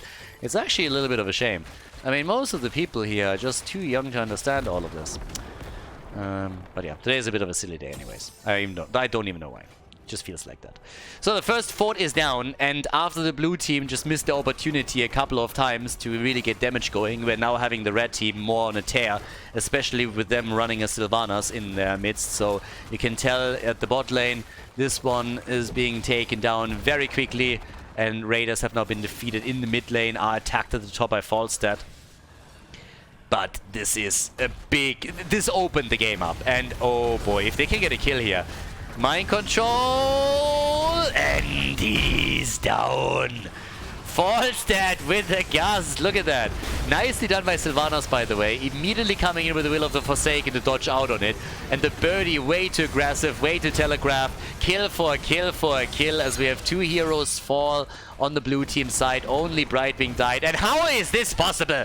Over and over and over again in the last couple of games, Sylvanas gets out of these fights with barely any hit points left. It happened on Tomb of the Spider Queen. It happened now for, I think, the 3rd time on Alterac Pass. It's ridiculous. I mean, take it easy. The man is a rocket surgeon. He's sitting there just calculating things through one Sudoku move after another as he solves the equations. I mean, he is completely playing 4D chess with the opponent and looking at the matrix, deciphering it as we speak, and then walks away from one team fight after another with barely any hit points. 10 hit points in one game, 20 and 30 in the other. Gotta be kidding me. Level 20, we got 10-4, and we got a sneaky one. They try to go for the boss at the top, and why wouldn't they? They got the boss. That's all that you gotta do. So, blue team was thinking about it. Yeah, you can see it on the minimap movement. They were thinking for a moment if they could contest it, if they should do something and throw a Hail Mary, and they decided against it. So, they have a bit of a push here in the middle, and these camps are dangerous, as we've already explained multiple times. Somebody needs to deal with them, and it's gonna fall to Junkrat to make that move. But the boss at the top has now been taken. Needs to be defended, or they're gonna lose another fort.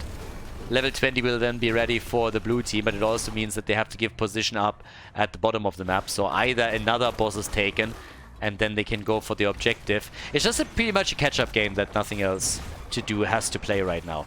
They have very little else that they can currently accomplish here, and that boss is of course also going to be successfully claimed by nothing else to do unless a little miracle happens. But Falstad is now using that extra space on the map, as I explained earlier, to start pushing, and he is currently doing exactly that right here as he's going for the mid lane. Now he can't take the entire thing down, but he's still able to do at least some work here.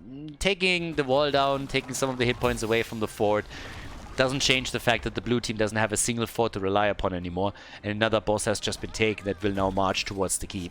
So they can poke away towards the objective, but this is really where we're gonna see whether or not Maltail can really go deep, because now they're gonna entomb again. There's gonna be another entomb, and it misses completely. It misses everybody here. Junkrat playing a bit of a role in this one as well. 10 kills to 4. Here's the Riptire, but that didn't do anything for now.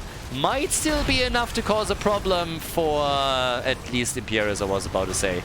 But then he was saved by the bell, or you could say by Falstad and by Stukov, who goes for the slaps. Look at my boy here. Yeah. He's coming in heavy with those. That key, by the way, oh damn. That is way more damage than I expected. So the keep is down to 50% HP. That would be the first armor shield gone if they can get that. Another attempt to go for the channel, and it works. So they're going to get a couple of seconds. Yeah, let's see how much they can actually do here. But that's 4 seconds off the clock. Okay, is all that they could do for now, because somebody still has to deal with the middle of the map. I told you, like, this camp is so insanely powerful. You need to deal with it quickly, or you're going to get punished for it. And that's exactly what happened there for them. Dropped now down to 50% HP. But, yep, another one is about to be taken here. So, off we go. Top side. Sylvanas, look at that. Sneaky. Yeah, she's trying to go for the camp now too. Trying to do that solo. Pew! Pew! Pew! It feels so dumb sometimes when you're sitting here. Even Brightwing is annoyed by this and is like, come on, I'm gonna help you. I'm gonna help you. So, 4 kills, 2-10. And the camp is going to be taken in just a moment. The interesting part is that the blue team is currently not doing that. So this will create some tension in the middle, which might just allow them to get to the camp. Oh my god. Sylvanas chunking this a little bit. Look at Imperius. He's in real trouble. And here comes Leo. And he hits it. The buried alive against Stukov. Falstead is right away forced to use the wind tunnel again, but it might still pose a problem for at least Diablo, who jumps out. They're again just running. Again, they gotta retreat. This has been the theme of the game for quite some time now, that the red team starts and engage and starts to move in with an entomb and some storm bolts, and then the blue team is just on the move trying to disengage as quickly as they can. And this, of course, opens some space up. Not only is the mid lane now getting attacked, but at the top of the map, as you can see here, it's another push that they have to deal with. And that allows the red team to take position around the objective and maybe lock the entire thing in. They're already guarding this area, which is, of course, being sniffed out here, but all they gotta do is delay. 30 seconds more and they have another objective, and while this is happening, Sylvanas pushed another wave towards the mid lane, which now is also damaging the keep at least a little bit. Nice connector with the stun. Good job by Imperius, but the mind control is in! Big Entomb, but the kills against the red team. It's a double kill, baby. Imperius and Murden both dead, and those are not the only ones that are gonna fall here. Junkrat is dropped, and goodbye Leoric. That means that 4 heroes have just been crushed. 8 kills to 10. And it is the blue team that all of a sudden is starting to take down structures again. The late game, that is really where nothing else to do seems to shine in most of these. We had 2 incredibly close maps already, and here the third one is following the exact same pattern. Now they're breaking through the bot lane, taking the towers down here, and while we're still looking at another 18-20 seconds, it's an easy keep. Easy keep down here. Yeah, if they wanted, they get it. So they can definitely go for the keep here. That means that we are going to have 1 armor shield completely removed. They seem to hope that they can get it with the objective. I wouldn't be so sure about that. I would finish the job and then just retreat. All that can happen is an entomb, and as long as you have your gust ready, you're going to be fine. Problem is he is out of mana, so yep, Falstead is just gusting out. Objective has also been taken. Diablo is low, but they all are able to get away here. Unless Leo is hitting that buried alive. And he does, but it's not going to be enough. I have no idea why Diablo just engaged here. Diablo definitely did not need to engage, but they make it work regardless. I think it was still too risky, but it paid off as they get the Sylvanas kill. That might just be what they needed to win the game, but he definitely took a huge risk here. If they are a bit faster focusing on him, he might die in that spot. Stukov was safe, thanks to him positioning well and Leo not hitting that entomb deep. Stukov was able to fall back out, and the Gust, of course, was there too, but they get the Sylvanas kill on top of everything else, and that might just help them to go for a game here. So now we're seeing them making a move towards the core, despite the fact that it's only 1 armor shield that's removed. That is ballsy. That's a pretty ballsy move here, but they got the damage output. So if they can take it here, that would be fantastic, but it's still 4 against 5 on the defense. The Entomb is good. Tigers is down. Guys, that's a huge problem. They need to right-click the shit out of the core right now, and I'm not sure if it's enough. It's going to be super close, though. Can they take Odin down? They can. The core is still alive! The Gust! Everybody's dead! No! The entire team got wiped. This is exactly the problem. If you have only 1 armor shield removed and 2 are remaining, that core is so difficult to take down. The team loses it on the core, and we have another insane finish in this game. Core is going to be up to full HP as usual, and now the red team just has to ask themselves, how do we capitalize on this? They should at least take the keep at the bottom of the map. If they don't take anything else, move to the bot lane and take the keep. I do not understand why we're not seeing that move. They're going for the middle right now. This keep should have been destroyed. There is absolutely no excuse to not take that keep. If they can, I don't think they can take the one in the middle. Can they? Do they have enough? I mean, Stukov is back. They might be able to get this one. Yeah, okay. So they get at least the one in the mid lane. But this is a bit... ignore the minion wave and just go for the keeps. You have Sylvanas. I think they could have taken both. Either way, they took one. That's fine. And now, of course, the boss is up at the bottom of the map. But you gotta be a little bit careful on how you play this out, because... wow, they're actually going for it. I mean, okay, they got it buried alive. They have also the mine, but it's a 5 versus 5. Yeah, okay, so apparently at this point they're realizing it too. Just imagine a player on each side. 1, 2, 3, 4. Guys, they have 5. They have 5. Are you sure? I'll do it again. 1, 2, 3, 5, 4. But yeah. So, as they realize that it's a 5 versus 5, they're disengaging from this one. They were hoping, of course, to sneak it, but the blue team did their due diligence and moved in.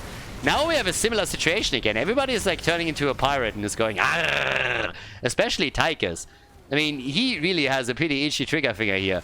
So he pops Odin very early, and I would like to argue a little bit too early here. Top lane, Falstad, so good to have a global at this point in the game. I mean, so damn helpful. So that helps. 15 kills to 9. Exactly. 113,000 damage for Junkrat. Look at the damage numbers. Junkrat is literally doubling the damage that Tychus has contributed as the top damage dealer of the blue team. That's where we are right now. Double the damage. Now they are trying to make a play for the top. They have to poke this a little bit, and they do. Yeah, there is still that camp in the middle of the map that would worry me a bit, because that camp is quite strong, as we explained earlier. If you get that on the core, this could still be problematic. Either way, they try to go for Diablo. Okay, once again, the Gust. Leo went deep, though, in order to hit that buried alive, but now he's fully isolated because of that wind tunnel.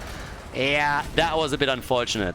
Leo attacking the backline like this is not really a problem, but the second that Falstad used the wind tunnel, he was so far isolated from the rest of the team that he had no chance.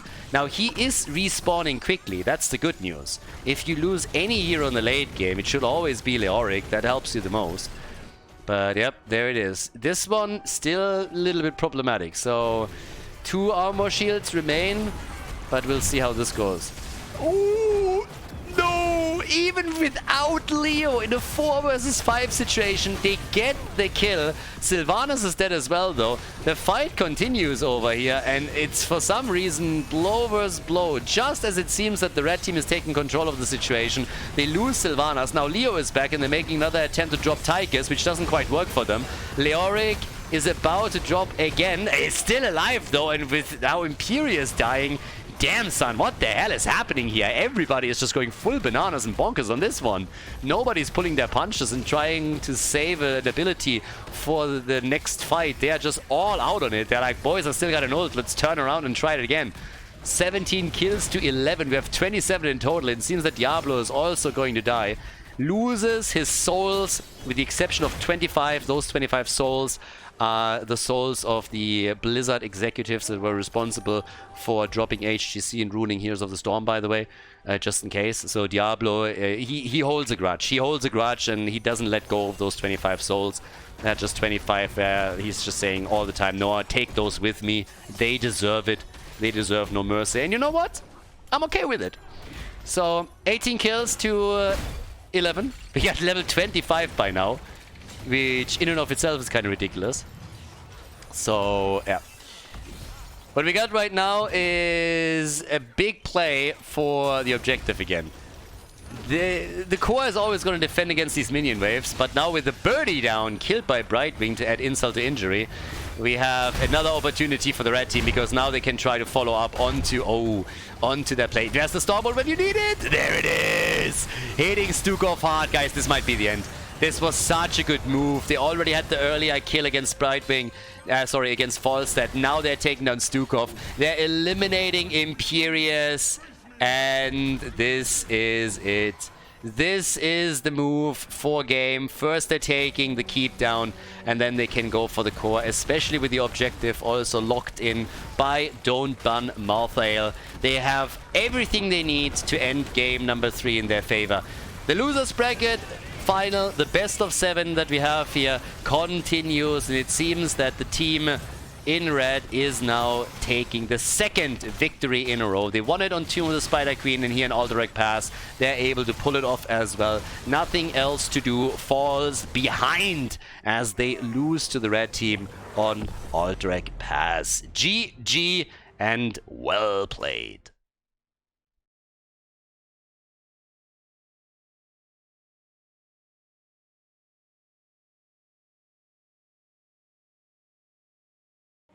Game number 4, Dragonshire. I gotta say, don't ban Malthael. They're just playing this a little bit better here. So nothing else to do. They won the first map. But let's be honest, I talked about this in the draft of the third game already a little bit.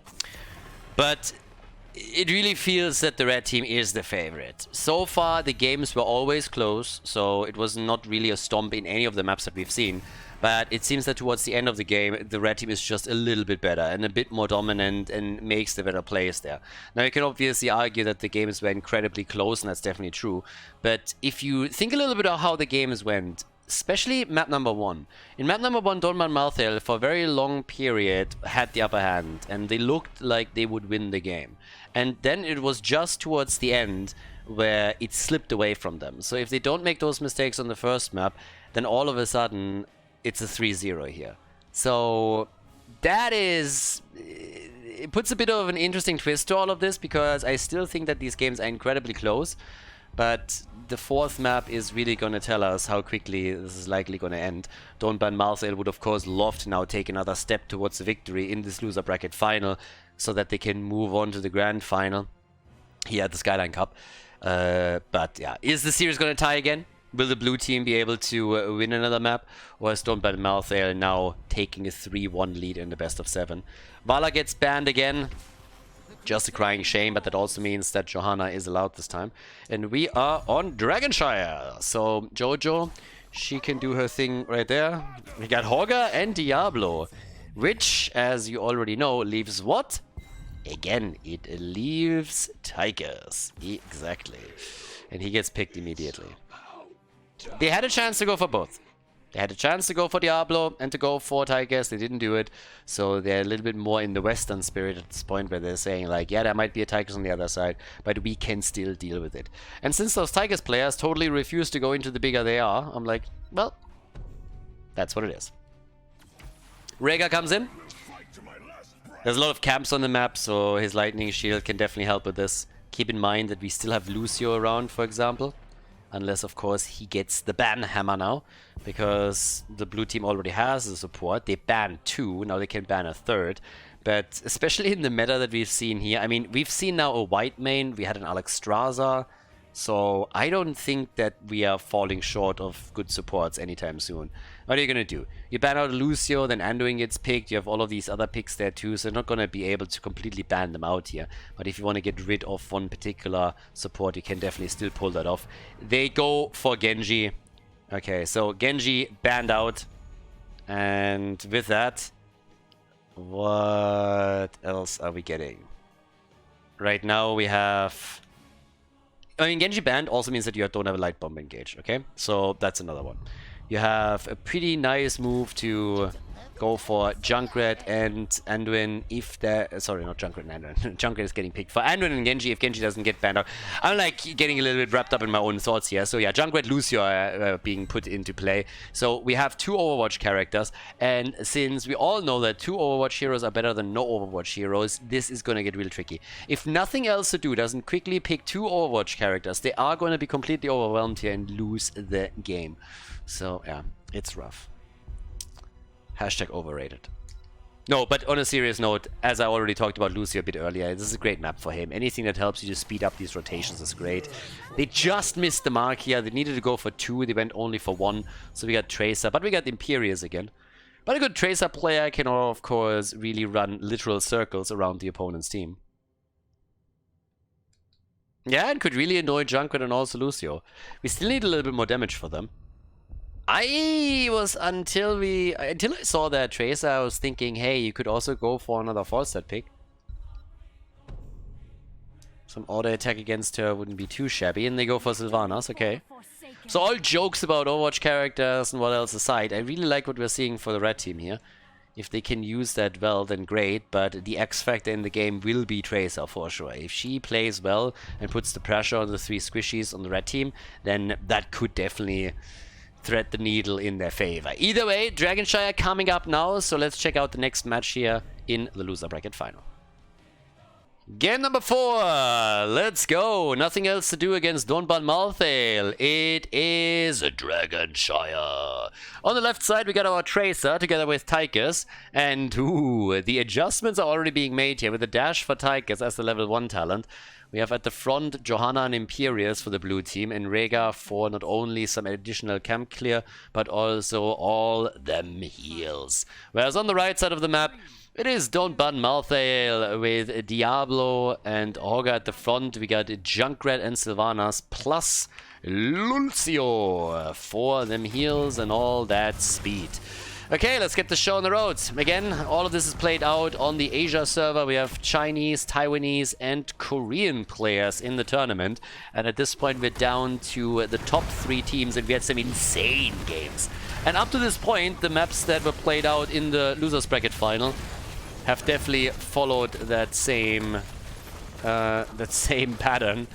Incredibly close. I mean, pretty much every single map so far has been glorious. So, as it stands, we have typical rotations, a 1-1 lane established up at the top that will likely result in occasional rotations towards the middle, as we're already seeing from Hogga on the minimap. The rest of the team just trying to play this out between bottom and middle. And thanks to the speedy Lucio rotations, they will try to go for some quick kills against isolated targets. And, well, even Tracer's already getting a little bit chunked down here. So, right now, the first objective is called, and with 1 minute mark passed, that means that all of the camps are up as well. We're, of course, going to keep our eye on particularly the Tychus, considering the adjustment on level 1 that he's already made. Normally, I mean, honestly, I think it's going to be in the rhythm that he picks here, because that's what we've seen so far on that server. Meta is obviously always a little bit different when you look towards the different regions. That's not only the case for picks of certain heroes, but also when it comes to talents and builds, and especially on Tychus, we had a very different approach from the Asian teams here than what you would see in Europe, in North America. So we've seen a fair amount of in the rhythm, especially with Dash as the level 1 talent. And even Drill, but thankfully that was more so true for the earlier rounds in the tournament and hasn't really been picked in the later rounds. I mean, thank God for that. So at this point, we have, as I expected, in the rhythm as level 1 and heavy pushing at the top, so that's a bit of an issue here. Yeah, Wild Hunt finds himself... Yeah, Dio, by the way, I mean, this is something that you might have also realized in some of the games before, but we had a fair amount of role swapping happening. Take It Easy has in this particular match, I think, mainly played damage, but we had him at some point in the last series, I want to say, as a support. I can't 100% remember, but there's a lot of role swapping going on, and Tychus is a good example for this too. He played Diablo multiple times right now for the blue team, but finds himself in a damage dealer position as Johanna is played by Wild Hunt. So this has been a bit of a theme in the tournament as well. It seems that some players at least are more so in certain pockets when it comes to champions that they play than necessarily the role that they execute. So it's pretty interesting to see that. That's not something you'll see in a lot of other regions. 2 stacks only for Tychus. Early stacking, super important. So if at the beginning somebody can help you to get a full minigun duration through, then you're going to be a happy panda. Because, yeah, it's the early stacks that really help you to propel that forward later on. Now, the objective is up, and it's the typical ring around the rosy play, where teams are just trying to go for the shrines. You take the bottom, they take the top, and so on and so forth. Normally, when that really starts to change is when death timers increase, and these fights are a little bit more impactful in regards to downtime for a team. Not that we have seen any kills in this particular game yet. Level 7 also now gives us the conviction here for the added engage or disengage potential. And it's a double shrine, but not for long, because top side Imperius is now taking over, so the same plays are being continued here. Thanks to Sylvanas, they were able to do a little bit of damage at the bottom and the top lane, so these rotations with Lucio and Sylvanas allow her very quickly to get onto a certain lane and then do damage. And you can see it happening here too. So they moved into the middle, they're still active at the bottom of the map, even pressuring now Jojo, and that was a very good engage. If they can buddy block her a bit more, that might even lead to the first kill in the game, but they're not quite able to make that happen. But every single wall has now taken severe damage or was taken down. Whereas the red team is still looking fairly good here in regards to their walls. They've taken damage at the bottom of the map, but Don't Ban Malthael is just a little bit stronger there. It's not a huge advantage, nothing crazy yet. Ooh, bit of a misstep. Oh my god, not a bit of a misstep. That was a huge misstep from Tracer. Not only did she not connect the bomb and get the kill, but then she got taken down. And that is first blood in game number 4. Don't Ban Malthael is able to take the lead on this. We got Tychus slowly stacking it up. He's sitting on 21. And here's a quick rotation towards Imperius. And guess who's in trouble? It's the blue boy trying to jump out here. And spoiler alert, this isn't happening. He's dead. Imperius is down. And that is the second kill against the blue team, which also now means a nice lead in experience. That's an early level 10 right there for Don't Ban Malthael. And the question is, of course, can they snowball that a bit farther forward? Tracer getting attacked again. Has to recall this one out. And it's still fine, but here we have now the Lightning Breath. We got the Horda pulled. I'm talking about Hogger. He's at the top, doing damage to the fort. Tracer's trying to deal with it. But they are apparently aiming for an objective before the opponent hits level 10. And I'm not sure if they really have the window. Not with Hogger going for the camp. So yeah, this is not really a serious attempt. Imperius has been moved to the top. He's taking this one. Hogger doesn't even contest this. Hogger could have bought a bit more time. Didn't. Went for the camp instead. Gets us as a freebie. Level 10 on both sides now. And that gives us, as usual, Odin. No shenanigans here. The Blessed Shield is out. We got the armaments and the ancestral healing for our boy Regal. Blackheart's favorite support. Anyways, 2 kills to 0. And hello Tracer team. Yeah, our girl is having... what? He nearly soloed her. And that's gonna be the end of her. Outplayed, baby. Get wrecked. Tracer just got heavily outplayed and murdered in that encounter, and I don't think she expected that. I mean, look at this little bit. This is the end of that. She recalls in. Hogger already anticipates wrongly, and then they follow up and get a kill on her. So Tracer is down, and it leads to the fort at the top lane now being destroyed too. That's 3 kills to 0. There's some counter pressure at the bottom of the map. But the Riptire is trying to keep them at bay, and despite the fact that there's some damage on the fort, that rotation could now cost them heroes if they're unlucky. It's not quite happening, but yeah, there is definitely a few misplays now on the side of nothing else to do. I honestly have my doubts on what they can do in this game now. I said it in the draft already, the X factor for me is Tracer. If Tracer is on point, if she is crushing it, then this game can very well end in favor of the blue team simply by her applying continuous pressure to the red team's backline and taking some heroes down. And so far, we have seen none of that. Tracer died twice and didn't look great in either one of those occasions. So this is a bit problematic. Can they turn it? We'll find out, but it's a bit doubtful. Level 13 is now in. The walls, they get destroyed. They're trying to also now pressure the fort itself. And they get a bit of damage in. It's nothing crazy, but slowly and steadily they are getting a bit farther ahead. Decent stacking for Tychus. Another wall stun on Tracer. Yeah, Tracer is just getting murdered here. This time she gets out because they kind of miscalculated where she would respawn. But this is getting really dangerous. Tracer is struggling here. Maybe in the late game she's going to have more of an impact, but at least at this point she is having a very, very rough time. And as you can see, we have her currently at 12,000 damage, nothing to write home about. We have 19,000, 20,000 for Tychus, 17,000 of Sylvanas. Tracer coming in again with a bit of a play against Junkrat. Not really working out too well. They're still playing this out 4 versus 4, maybe even 5 now that Imperius comes in. Hogger is currently missing. The traps are out. Diablo staying suspiciously long. I honestly don't really understand why he stayed that long here. That wasn't necessarily needed. They were fine. And Hogger came in. I guess they were maybe trying to bait it a bit, but that didn't quite work out. Good Ancestral, but the blue team is low, at least in the back. So here comes the trap, and Diablo is back to business. He lost the soul stacks, but they are still trying to force that fight, and for good reason. Blue team is losing hit points quickly. And yes, Diablo died once, but that was an opportunity to maybe log in a kill or two. So we still are in the same situation. The top fort has been taken down. Teams are exchanging some of those shrines.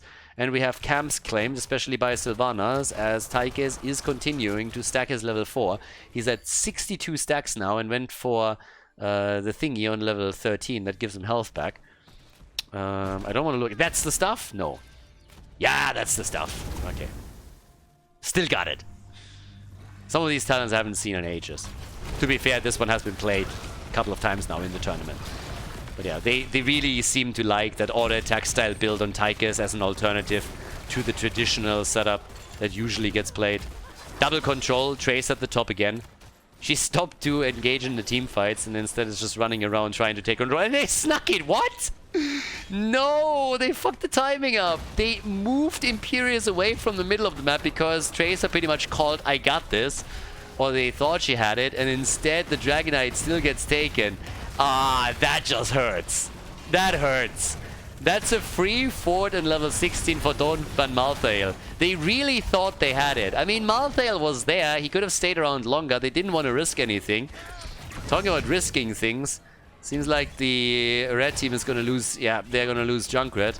I'm not sure if they can counter that with a kill on Imperius, but they're going to try. And that was a great arrow. Good arrow, but a good Ancestral. They had to use 2 cooldowns for this. Look how the Dragonite doesn't give a fuck. Dragonite doesn't give a shit. Dragonite is just sitting there as like, me Dragonite, me axe, me slam, me kill. Takes down one fort after another, obliterated 2. And in the meantime, the team is fighting, but yeah. They are looking good here. 3 kills to 2, and it might be close in experience, but now that Taikes is getting an ass kicking, they're trying to push us farther forward. In structures, it's clearly obvious who has the upper hand. I mean, 3 forts got destroyed now, which means there's no fort, no fountain, no vision in the middle of the map anymore for nothing else to do. So they are struggling on that end, 100%. Taikes, as he stacks, he gets more damage out with the minigun, so he's currently on 32,000. Sylvanas is at 34k, but the general flow of the game is in favor of Don't Ban Malthael. And experience-wise, they are gonna show that very soon as well. You can already see it on the passive experience gain, that with 2,000 ahead, the red team has taken the lead here. They also had a minion experience. They are not really treading too much here in anything. Where they're falling a bit behind is hero experience, and that's mostly because of the timing when those heroes were eliminated. Now they're trying it again on Tracer. Big barbecue play again. Diablo with knives plays, and look at Hogger. He's also trying to make another move, and this is something that we are now used to seeing. The blue team trying to disengage. Alderac pass. This is where we saw it a lot through the bot lane, and now it's happening too. But they are ready to turn it. They're ready to turn it on the dime, and that's what they're trying to pull off here. Narrator comes in again, but they're still alright. And as all of this happens, damage is done in the middle of the map thanks to the catapult. And even at the top lane, they have to deal with the camp and the catapult, or they're going to take more damage there. Which, of course, opens up a little bit of time and space on the map for Don't Ban Malthael to take camps like this one. So this is a freebie. They get the mercenary camp for free. We now have also another one taken here on the right side. The passive experience gap is also being extended the longer this goes, because again, 3 forts destroyed, that's nothing to sneeze on. So yeah, they're trying to go for another Dragonite quickly. Guys, the way they are positioning, if they are fast about this, they can get another Dragonite within seconds. There's nobody in the middle. That's a Dragonite. That is a Dragonite, 100%. Hogger has been griefing it a little bit. Don't tell me they screwed the timing up. Nope, they didn't even try to take it in time. It's a freebie. Dragonite in the middle. Diablo, yes, he died, but he had his soul stacks together, and I call worth. Dragonite for Diablo death? Are you kidding me? I mean, hell yeah, that's worth it. So now we have Hogger dealing with the top. Dragonite is already in the middle. I mean, even if he just softens the walls up a little bit, he doesn't even have to do anything else. Sylvanas, they should split the Dragonite towards the top. Sylvanas to the bottom. So now they're trying to just save it so that the team doesn't take him down too quickly. But it allows them to pull a little bit farther ahead in experience. They push the lanes out again. They got control there. The Dragonite might not have done a whole lot, but it definitely helped them to continue controlling this game. What an arrow and what a kill on Tracer. Fantastic timing. It's a bit sad that they lost Diablo in the process. And now also Sylvanas, but at least the initial engage was a good one. But the blue team is finally fighting back here, and I'm here for it. 5 kills to 4, nearly level 20. Losing Diablo there again, definitely a problem. But yeah, a little bit more damage on those keep walls now. Not a lot. We're 15 minutes in, but again, it's currently one-way street Heroes of the Storm what we're looking at. It all drives towards the blue team side. I don't know what this is, by the way. Why would you engage into a... They even get it. It's a 3 versus 3 and they get it. What? It's a 3 versus 4 on the map. They engage here in a 3 versus 3 situation and they sneak it away. Seriously? Imperius too late to help out and now they stole the camp. I mean, fair enough. So he gets that. Insane stacks, by the way. Well, maybe not insane, but great stacks from Tychus. 135. Level 20 is ready. Tychus at 55,000 damage. And the game is reset a little bit. But the big change will, of course, be the level 20 talents for nothing else to do. So we find ourselves once more in a situation where both teams hold the same talent. The question is really, how is Double-Elimination now going into this one? There's still camps to take, but they haven't been able to use that level 20 for anything. Holger is one of the few that hasn't died yet this game. Actually, in total, half of the players in this game have not fallen yet. 3 on the side of the blue team, 2 on the side of the red team. But the next objective is up in 15. And we now got the bob and weave. Yeah, Holger on the way to the top. Diablo's already the bot lane. Keep in mind, they still have fountains. They still have fountains and they have forts. That's a huge advantage. Also, just a vision and control advantage that they hold here. I like that the blue team is now getting a bit more aggressive around all of this. Obviously, having a close quarter fight is also benefiting them a bit, considering the ult on the side of Rhaegar. So with the level 20, that definitely helps. And they are very generous with that big red button. I mean, damn, they really want that fort. Holger, I would have nearly expected him to push the top lane out a little bit further even and try to go for the keep here, but he didn't. So instead he finds himself in the middle, fighting it out with Imperius. It's a 1v1 situation right there. But the top lane will still suffer a little bit with the mercenary camp and a catapult. Are you kidding me? I mean, 100%. Imperius has to get there quickly or they're going to lose some ground. That wall should be opened up right now. So that is definitely a problem. But down at the bottom of the map, they can make up for it by winning the team fight. But it doesn't seem like they can. Imperius! Oh, they try to safeguard Tychus and they just can't. Dong, dong, dong, dong, dong, dong, dong, dong, dong. Holger is coming out, fully out of control here. Gets stunned and killed though. Again, the beginning looked great for them and now they're losing 2. Holger down, Lucio down. The turn was great. Tracer, much better here in the late game than previously. Still very low, so is everybody. They're trying to go for the final 2 damage dealers here. They might get the kill. Sylvanas, she's dead.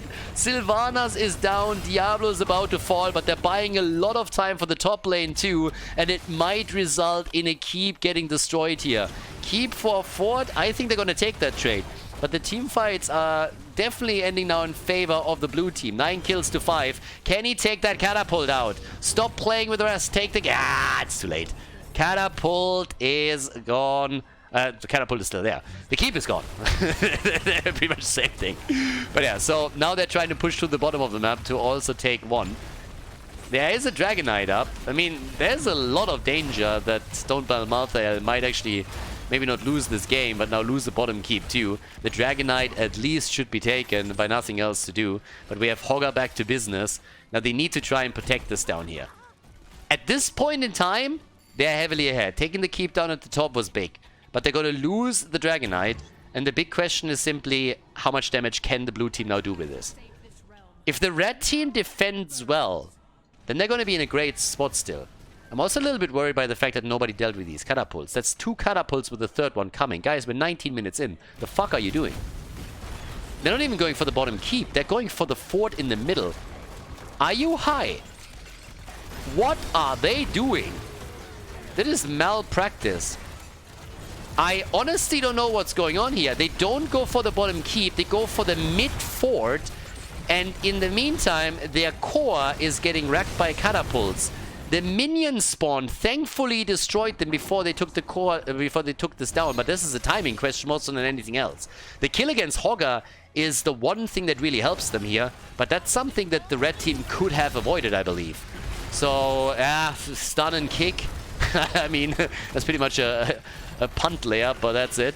They're going down for the bottom keep finally. And they might still be able to get it. But this is still some wild decision-making that I heavily disagree with. So they get the keep after all, but only because Hogger got killed. It's such a weird late game. It's so strange. Some of the decisions, the way that they're made, and then still somehow work out for them. But yeah, that top lane, 3 catapults on the core. I mean, that they just let that happen is still crazy to me. And just the spawn time of those waves barely saved the day for them. We were 20 minutes in. That's Winion territory. But alright. It worked out for them. And it's a 5 versus 5 on the map. And what I do like is that the blue team is so aggressive now. I heavily dislike that they're abandoning the top lane completely and just don't give a shit about it anymore. But I do like that they're more aggressive. Now finally it seems like they're going to send somebody back to deal with this. Because now the catapults hurt even more. But they are allowing for the top lane to push this out a lot. They weren't punished for it yet, but if it comes to another situation like this, I think they have to be really careful, because that can backfire quickly. But as it is, we have 21 minutes on the clock. Camps are still taken, mainly by Donban Malthael. At least when we're talking about the recent ones and the Bruiser camps here. They're also claiming the one at the bot lane. The obvious goal of nothing else to do is to destroy the final fort on the map, and that will equalize the structural position. Pretty much completely. Not 100%, but it's gonna get them there. But we'll see what they can pull off here. It's a trap! It's a trap! And the stun doesn't hit! The stun doesn't hit! There's an early riptire though. Rip! Yep, that didn't do anything. 70-second cooldown now. So they're falling back to try and hold that fort. Tracer is also getting more damage together. She's at 61,000. She definitely struggled in this game and died 3 times. Especially the early game was a bit rough for her. But things are looking much better for her now. Still some pressure down at the bottom with the mercenary camp. There's a catapult in here too. And, well, it is Imperius who's going to try and take care of that again. There's a few more camps to be taken. And, of course, there's a Dragonite up for grabs. Blue team is very blasé about going for it. There's nobody in the middle right now. If they would have been in position a little bit sooner, they could have just gotten a free one. There was a chance to get a free Dragonite here. If you go straight up for the shrines. And I believe they had enough information. That's obviously a big informational game at the end, where you need to know, where's my opponent positioned, is this a trap, is there somebody waiting for me. But I believe that they had vision on enough of the players here, but I might be wrong on that. Blessed Shield missing, that's bad. They're obviously chasing to try and end this one, but yeah, they are missing the Blessed Shield. A lot of these stuns here are not connecting, and that's a huge problem. And again, I highlight the minimap in the top lane. There's 3 catapults, I believe, 2 catapults and a 3rd one coming. This could be a massive problem now. We're 23 minutes in. They completely neglected this earlier, and this is another situation where they just do not care. 2 catapults are already homing in on the core. 3rd one is there as well. This time they're going to lose hit points. This time they're going to lose some hit points. This one, by the way, is griefing. Like straight into the area here. But yeah, so they're losing at least 10%, might be 20. Yeah, 83% on the core now. And again, in and of itself, does that lose you the game? No, not yet. But you make that play a few times, and then your opponent just has to right-click, and it's over. So it is a wild one. 67,000 damage for Junkrat. Tigers has taken over the 75k. Even Tracer has now surpassed him. But they're all looking for kills again. And to be fair to the blue team, let's not forget that pretty much all of the recent team fights have ended in favor of the blue team. Even if they were the first ones to lose a hero.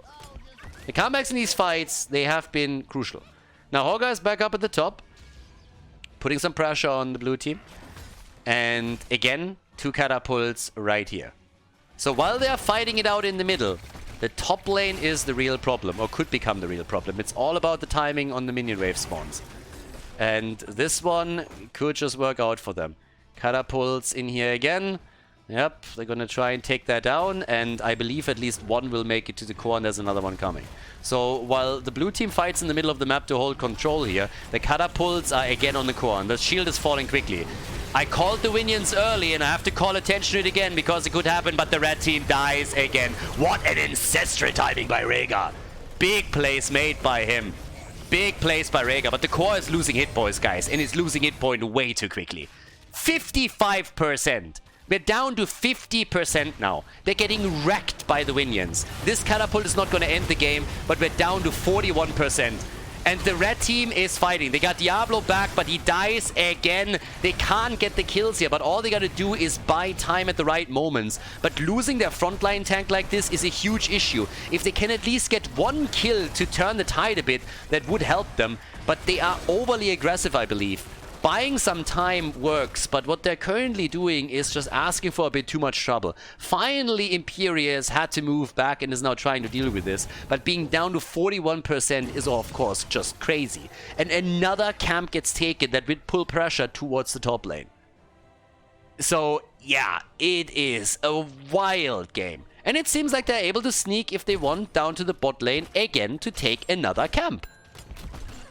Blue team is now fully focused on defending the top lane. That's their goal. They take their camp, they go for the top lane, they will likely keep somebody here to deal with this. In the meantime, you cannot go for this.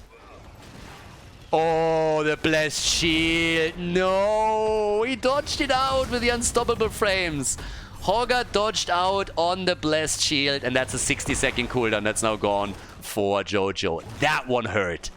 Yeah, that definitely hurts. Hogger is already pogging.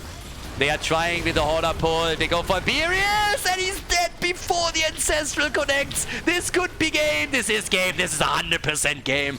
They get all the kills. Hogger dies too, but he died for a good cause. Tracer is the only survivor. I have no idea why they're chasing her. They should just go for the core and end it. It's 40%. There's no way you're losing this, but look at that. They blow Imperius up. That was the first one to fall, and then it is a straight move by Hogger, who just came in, dropped the rest of them.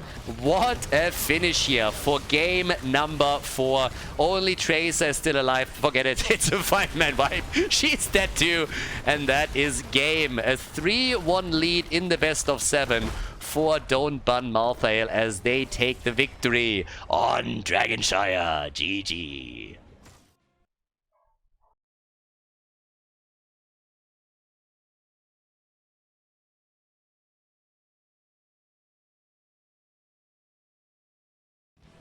Garden of Terror, here we are, map number 4, Don't Ban Malthael. I mean, again, it went again into the late games. There are no short games in this series, apparently. Every single game goes down to the wire, but it feels that towards the end, it's always Don't Ban Malthael that wins. Now, I have to admit that there were a couple of moments where I thought that nothing else to do might be able to lock in the victory. Especially when they got the Dragonite and then attacked the middle. Now, they got the keep at the bot lane in the end after all, but I would have so much loved for them to make that play a little bit different and go for the keep first and see what they can do there. So, yeah. But okay, either way, we now have the globals banned out, 2 of the globals banned out here in Garden of Terror. I mean, it's a big map. You want to get rid of Hogger. I think they want to get rid of Hogger for multiple reasons after the last game. Not, oh, our first Vala. Here we are. Vala gets locked in. That's the first one. But yeah, so Hogger not only excelled on the last map and put the final nail into the coffin for nothing else to do, as he killed 3 or 4, I believe, but he also was, of course, super annoying with all of the camp clear that he had. And on Garden of Terror, that's made even worse by the fact that you have more camps to take on this map. So he adds a lot and is usually a first pick or an early ban, and in this case, he gets banned out. Together with that, we have Brightwing eliminated. A lot of focus on the side laners, and that leads to the early Leoric pick now. Since we didn't only see Hogger ban, but also Blaze and Dehaka that limited the options on the side lane significantly, you still have Imperius that you can, for example, play if you want to. But they already have to make a choice now, because so far, whenever Diablo was taken, it was a Tychus on the other side. They already have Vala, though. So do they still pick a Tychus? I don't think so. They go for Anduin. Alright.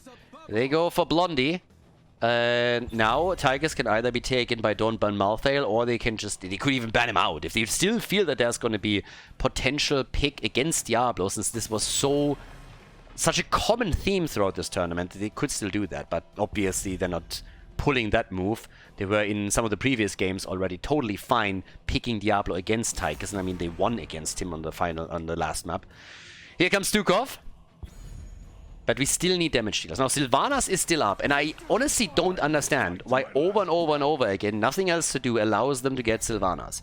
She has been a core element of the play from Don't Ban Malthael, ranging from rotational pushes on lanes to team fights, and now this is happening. So, we got Rega as a great support for this map. We got Sylvanas. Now, Vala is, of course, the big question mark here. Vala is really the one where you have to ask yourself, is she gonna be... Well, they didn't ban Malthael, but they picked him. Malthael is in the house, on the side lane against Leoric and Diablo, but Vala is really the one that I have my eye on. Very likely with an auto-attack style. That has been the consistent theme whenever she was picked, that they love to go for those auto-attacks, for those stacks with the Gambit talent on level 1. But... this is the first match point, right? So a 1 win for by Malthael, and they go to the grand final. And they go for Maiev. I like it. Great hero that is absolutely underused here in this tournament, in my opinion. But yeah, we're headed to Garden of Terror. It is map number 5. Could be the final map of the series. We're going to find out, can Don't Ban Malthael move to the grand final, or has nothing else to do putting another point onto the board now. Game number 5. Vala going straight into the Gambit as the game starts. We are on Garden of Terror. And on the left side, it is nothing else to do with Johanna and Malthael at the front. A little bit more on the squishy side than usual. They also have Junkrat and Vala in the back line. So a lot of squishies in the setup. But this can be very dangerous, especially if Vala is able to get good damage out and get the stacks together without dying and losing the attack speed advantage to the level 1. But time will tell. It's the first time that Vala made it into the draft and didn't get banned out. On the right side, it's Diablo and Leoric together with Maiev, who will control the front. Rega and Sylvanas as the final 2 picks for them. And on level 1, we get the Stormcaller. Well, here we are. Can they pull it off? Can they make a move now and make it to the next game? Start that comeback. Try to somehow make the near impossible possible and go still to the grand final? Or is Don't Ban Malthael going to make the big move now and defeat? Nothing else to do. Let them end up in 3rd place and move on to the grand final of the tournament. Right now, what we have is first and foremost Vala attempting to stack. They are going to try and take her down, but we've seen very, very good plays from Dio in the previous matches, not only in the frontline role, but also as a damage dealer. Big map, of course, and that is where Rega, with that camp clear and him being a little bit faster, and that could potentially help them also to control all of this. First move to be made is here. Yeah, Sylvanas trying to help out from the other side as they are taking the Bruiser camp, and even Leo is moving in. And down to the bottom of the map, we see a similar picture. The 1 minute mark has passed, the camps have spawned, and the teams have reacted instantly to it and started to go for their positions to make all of this happen. Now, towards the top, what we're seeing is still a bit of a push, and since Sylvanas is here, this could become a problem. And I am really surprised that nobody's rotating over for this, so this is gonna hurt. I mean, obviously there's some damage being done at the bottom of the map now too, but Sylvanas should help them to make this a lot more dangerous topside. And she's already doing exactly that, so this is by no means an even push. Malthael comes in with Junkrat to try and defend, and they did a decent job on that, but the entire wall is destroyed within seconds. At the bot lane, it eventually is going to happen too, but yeah. These moves are made a lot faster by Sylvanas, and that helps them to just be on that camp a little bit faster, have the rest of the team in the mid lane a little bit sooner, and now they are a step ahead. Now, it's not really a big deal just yet. It's not like it has a huge impact on the game, but just in the rotational play, they're a little bit faster than the blue team, and this could eventually lead to them having a bit of a cheeky advantage in one of the team fights, maybe invade one of those camps. We'll see how it plays out. Vala has 28 stacks, doing a good job in the early game. Only 2.5 minutes in. She wasn't really part of too many fights yet. But thanks to that little pressure play at the bottom of the map, she had the opportunity to weave in a couple of auto attacks that helped them to get her closer to the first quest reward on the level 1. Everybody else still just slowly fighting this one out. Seed number 1 hasn't been contested and has been taken quickly by the blue team. There's nothing else to do on the lead there. Diablo gets caught by the trap and dropped down to 50% of his hit points. And Jojo is again controlling the front. They really like to play her. They already played her on the last map, and they're doing it again here. Whereas Vala, of course, has to be very careful continuously of what's happening here. But she's at 40 stacks and is still in a good spot. And Diablo is going to hate that late game if they're not able to get a few kills in, because she is stacking pretty quickly. But she's also in real trouble whenever Maiev makes one of these engages happen. I mean, the triple tether that we just saw helped her to cleave a lot of damage in. Not only against Vala, but also the rest of the team. As I said, blue team is a bit on the squishy side. If the sustain is working out for Don't Burn Malthael, they can have some fantastic fights here. But it is one of those games that is going to be in balance for a long time and then can just flip on a dime. So now with the level 7 talent, we have Hot Pursuit. That has to be highlighted as well, because we've had a lot of games where Hot Pursuit was not taken. Where a lot of the Vala teams just didn't even aim for the talent. Interrupt is there. That was a close call though. The seed could have been gathered, but Leo has to move back and barely makes it. And Malthael is high on his heels, wants the kill, doesn't get it, and instead is nearly taken out, barely saved by Anduin, who gets the pull through. Fountain tapped by Leoric as he comes back into the fight. Still a bit on the low end though when it comes to his hit points, and Malthael has of course made the same play here. But yep, we are going for it as it seems. Both of the teams trying to get that seed, and for the blue team it would be a massive step forward towards the first objective. If they get a 2-0 lead, they would force the opponent to react to the third one. Malthael and Leo both rotating towards the lanes in an attempt to get the experience, and that also forces a few more heroes to do the same thing. Sylvanas is just blowing the minion wave in the mid lane apart, but the battle around the seed is still not over. They're still trying to channel here. Neil's coming in again, so does Diablo. They make the engage here. The slows are in. Ooh, and Maiev is in trouble, and she dies. Gets eliminated, Diablo isolated, and then boy oh boy, this is starting to get a little bit... Oh, Vala! Can they kill her? She is... Fuck me, she's still alive. How? They were baited in deep. They at least got Junkrat, but they're losing Leo. And Vala was the one target that you really wanted to take down in that situation, so that she loses 5% of her attack speed. That hasn't happened. Now the channel is still ongoing, and of course Vala can still stack. She's still stacking at 92, which is great for her 5 minutes into the game, but it's absolutely insane that she was able to survive through all of this. Now they're making a move for Jojo, who went in to interrupt but went a little bit too deep. Vala coming in from the side, can't interrupt, this time zoned out, and it is a seed for the red team, so at least they get that done. But what a wild game again. It's this tournament, the final few series have been all so crazy. It's kind of nuts. But right now, it's just one long game after another. Don't Burn Malthael won 3 out of the 4, and they might be able to go to the grand final with a 4-1 victory if they can convert this match point. But it already seems that the 5th map of this series, of the losers bracket final, is again just insanely close. Sylvanas this time opting for the arrow over the mind control that we've now seen a couple of times. Maiev hasn't made a choice yet, and really needs to get out of this one. And will die. Yep, that's a kill. Maiev gets caught. Communication not on point here. Too far out on the lane. Gets caught, and now the seed is up just as Maiev is dead. So they have to try and interrupt this for as long as they possibly can. Vala is about to hit the second quest reward with 100 stacks that she is getting here. And Diablo is going to hate his life when she has level 16. If this continues and they're not getting at least a bit control of this, it's going to become a problem. Now, there is, of course, a huge change to all of this, and that is that Leo now has his Entomb. And he's been very aggressive with his Entomb positioning in the previous game. And I would expect that we're going to see the same thing happening here again. The big problem for Leoric is, of course, Anduin. If Anduin positions well, that could be what ruins every play that Leoric wants to make. We have also the Tormented Souls. So, no last rites here. Tormented Souls for nothing else to do. And right now, they are doing well. They've nearly destroyed the bottom fort. They won't be able to get it just yet, but they've definitely laid the groundwork here. So now the question is just simply, can they catch somebody? Are they just zoning them out and go for the seed? Seems like they're just going to burn this away quickly, and Rega is already trying. Yeah, there's the first interrupt attempt. Oh, it's too short!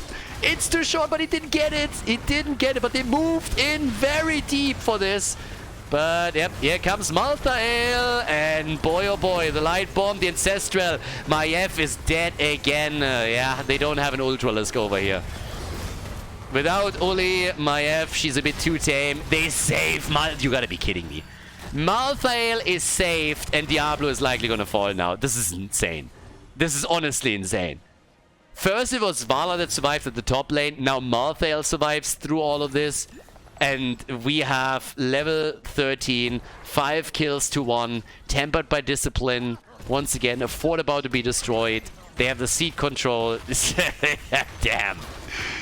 I think they saved all the good plays for game number 5. Yeah, blue team with enormous momentum here and really nice plays. So this is getting very, very dangerous now for the red team. We could see a fairly significant snowball if this continues. I mean, Diablo's already having trouble in the front line, and once that we are looking at Vala with level 16 in the stacks that she has, it's going to be a disaster. At least this time they're making a proper move for Malthael.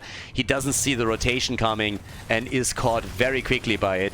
So that means that they might even get the fort. Even if they can't take it down, they will significantly damage it.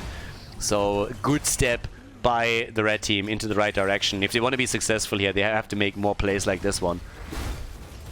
So already another one attacked here. This time they have to fight for the seeds. It's a 2-1 lead, of course, for nothing else to do. Wailing Arrow already out. Riptire gets used. They're trying to create some space. Jojo attempting to move in. Can't make it happen. And it gets locked in by Rega. Nice. They have to still retreat here, but they should be able to make that work. Vala is at nearly 150 stacks on the other hand. So she's doing extremely well, hasn't died yet. Her damage reflects it. She's at 34,000, top damage dealer in the game. They're trying to burn down Malthael again. Blessed Shield is out, so is the Light Bomb. They couldn't get the kill, but they used a lot of ults for it. So here comes Leo, and he still has his Entomb. Hasn't shown himself yet. Anduin likely going to make the play. If he has, apparently he doesn't have the trade. Didn't need to react though, but the seed is now up. Might have been an ult that you want to save for the fight around the objective that is sure to come. So, yeah. But alright. Vala, her 16 is what we're waiting for. And the impact that it's going to have on the game, and especially the frontline ability from Diablo. They have to put more pressure on Vala in those team fights once that's the case. Camp's taken for both of them. Junkrat is still sitting at the top. I love this. The little staring contest without them knowing where everyone is. They even move at the same amount of time. At the same time, sorry. So yeah, it's kind of funny. But here we are, closing in on 16. Leo already ghosting in again with the Wraith Walk. Yeah, starting to hit him here. Has his ult back up, could use it whenever they see an opportunity. And he's trying to zone them away as best as they can. Rega, I would be very careful to go close enough to channel that seed. As the wall's done, yeah, good damage, maybe not enough. Nice tether, the follow-up in the first kill against Vala. Vala is down, everybody else trapped. They are trying to get this. Yes, the triple kill.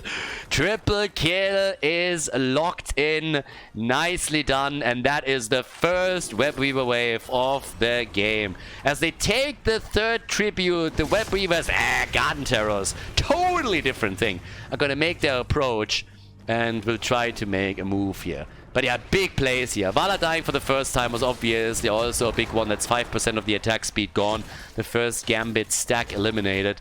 And now they are starting to get those Garden Terrors onto lane after lane. The 16 for Vala will still have an impact no matter what. She still has a pretty significant amount of attack speed bonus. But now 2 of those forts, 3 of those forts are definitely going to get dropped. And this is a big advantage now for Don't Ban Malthael as they're also pulling ahead in experience. So they're taking control over the middle of the map.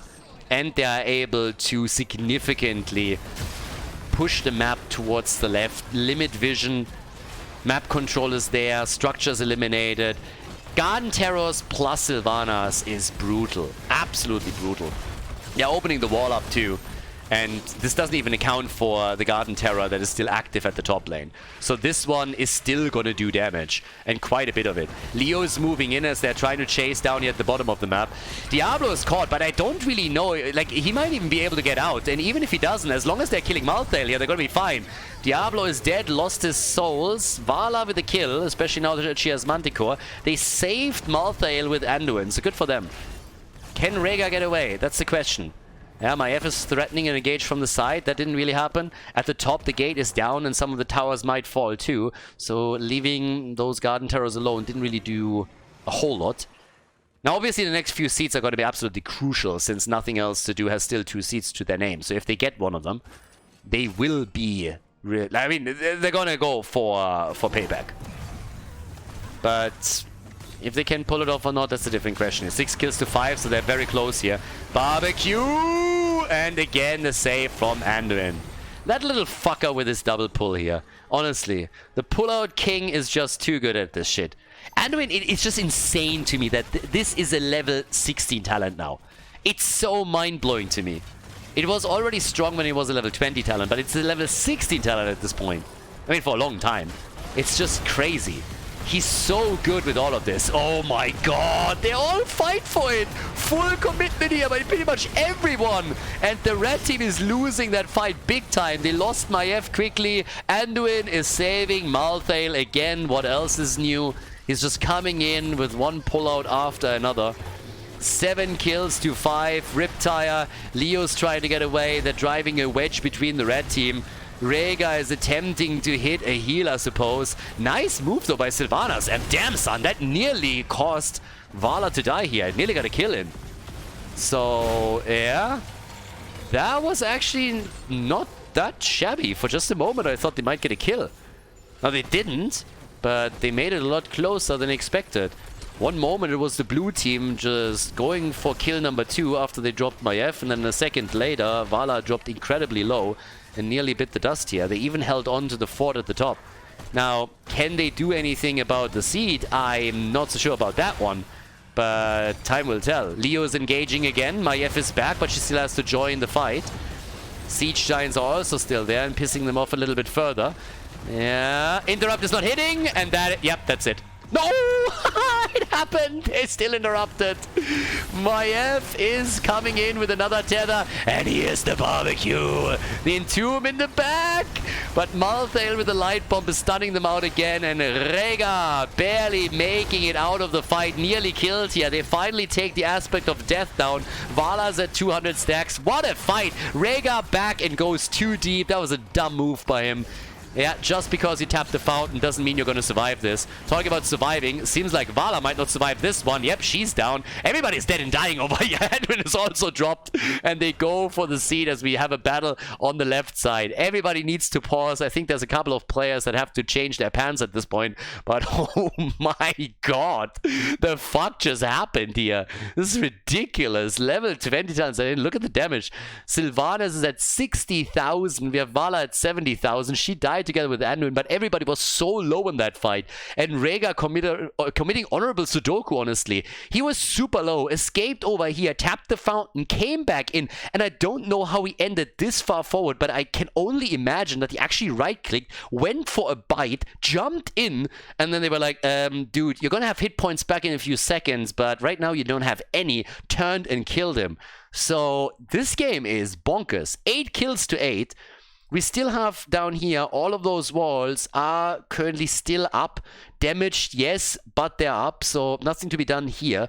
This is going to be the first seed now for the red team after they just had their first Garden Terror. Vala, on the other hand, together with Anduin to save her, she's obviously doing work. With 3 heroes down, I can only imagine that we're going to see the Siege Giants and maybe also the Bruiser camp here taken, unless they feel that even without Rhaegar, they can make a play for the keep. But I kind of doubt that a little bit. So, good job by the red team, but it was definitely a hard-fought victory, so it was not an easy one at all. I hope that whoever dropped out of the game can resolve his issues quick. Well, there we are already. So, yeah, not a problem. But yeah, Diablos is falling back. They're going to take a camp or two, but that's going to be about it. There's still a level until the blue team has their own 20. Ooh, but holy hell, what a game.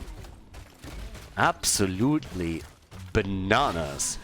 Alright, so down here we still have the attacks incoming. Junkrat might need some assist here, but they took at least one camp up at the top. And since nobody is dealing with that, the towers will fall. Maybe even... Nah, I don't think it's going to be damage on the keep.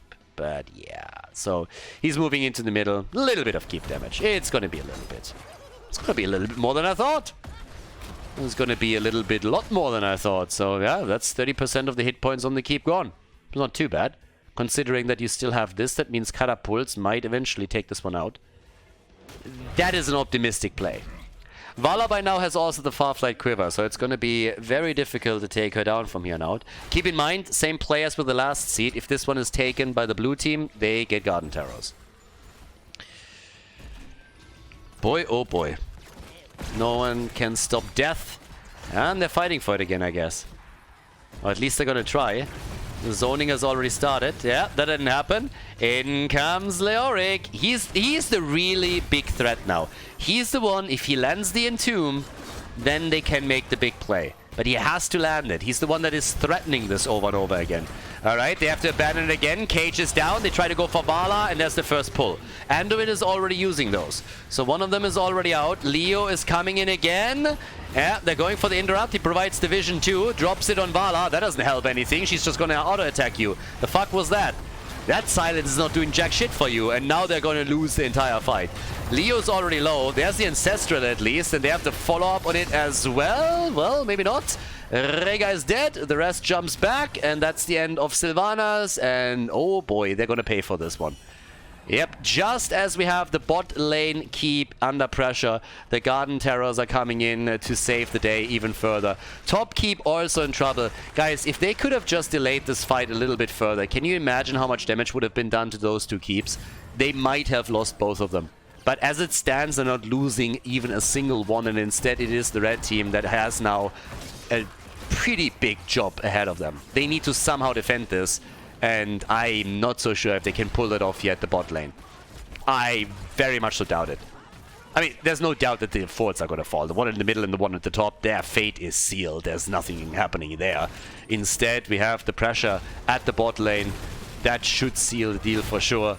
On the keep, Garden Terror isn't even here yet, but it's marching in. There's a little bit more time that they have. Malthael is also escorting this one out. But yeah, this one is already destroyed. Sylvanas is back, Rega is back. Maybe they can defend the bot keep after all. Yeah, maybe not. It's doubtful. I don't think so. Alright, they're giving up on this. But that means that nothing else to do is now pulling ahead. Nothing else to do has just taken the lead in the game. Don't ban Malthael. They had all of the lanes pressured out against the blue team. They were very much so in the lead. But the seed spawn position couldn't have been any shittier for the red team. I mean, it couldn't have been worse.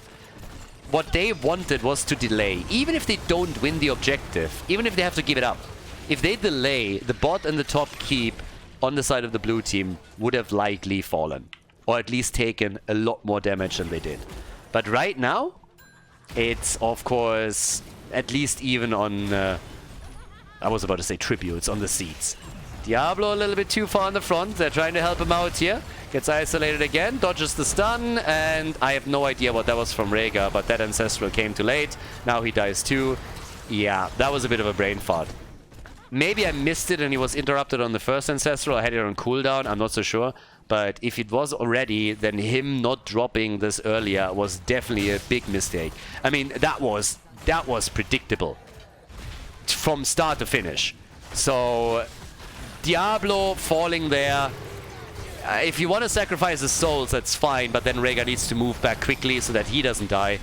Losing both makes no sense. It's either or. But right now, this might be an opportunity to end the game. At least they think, though.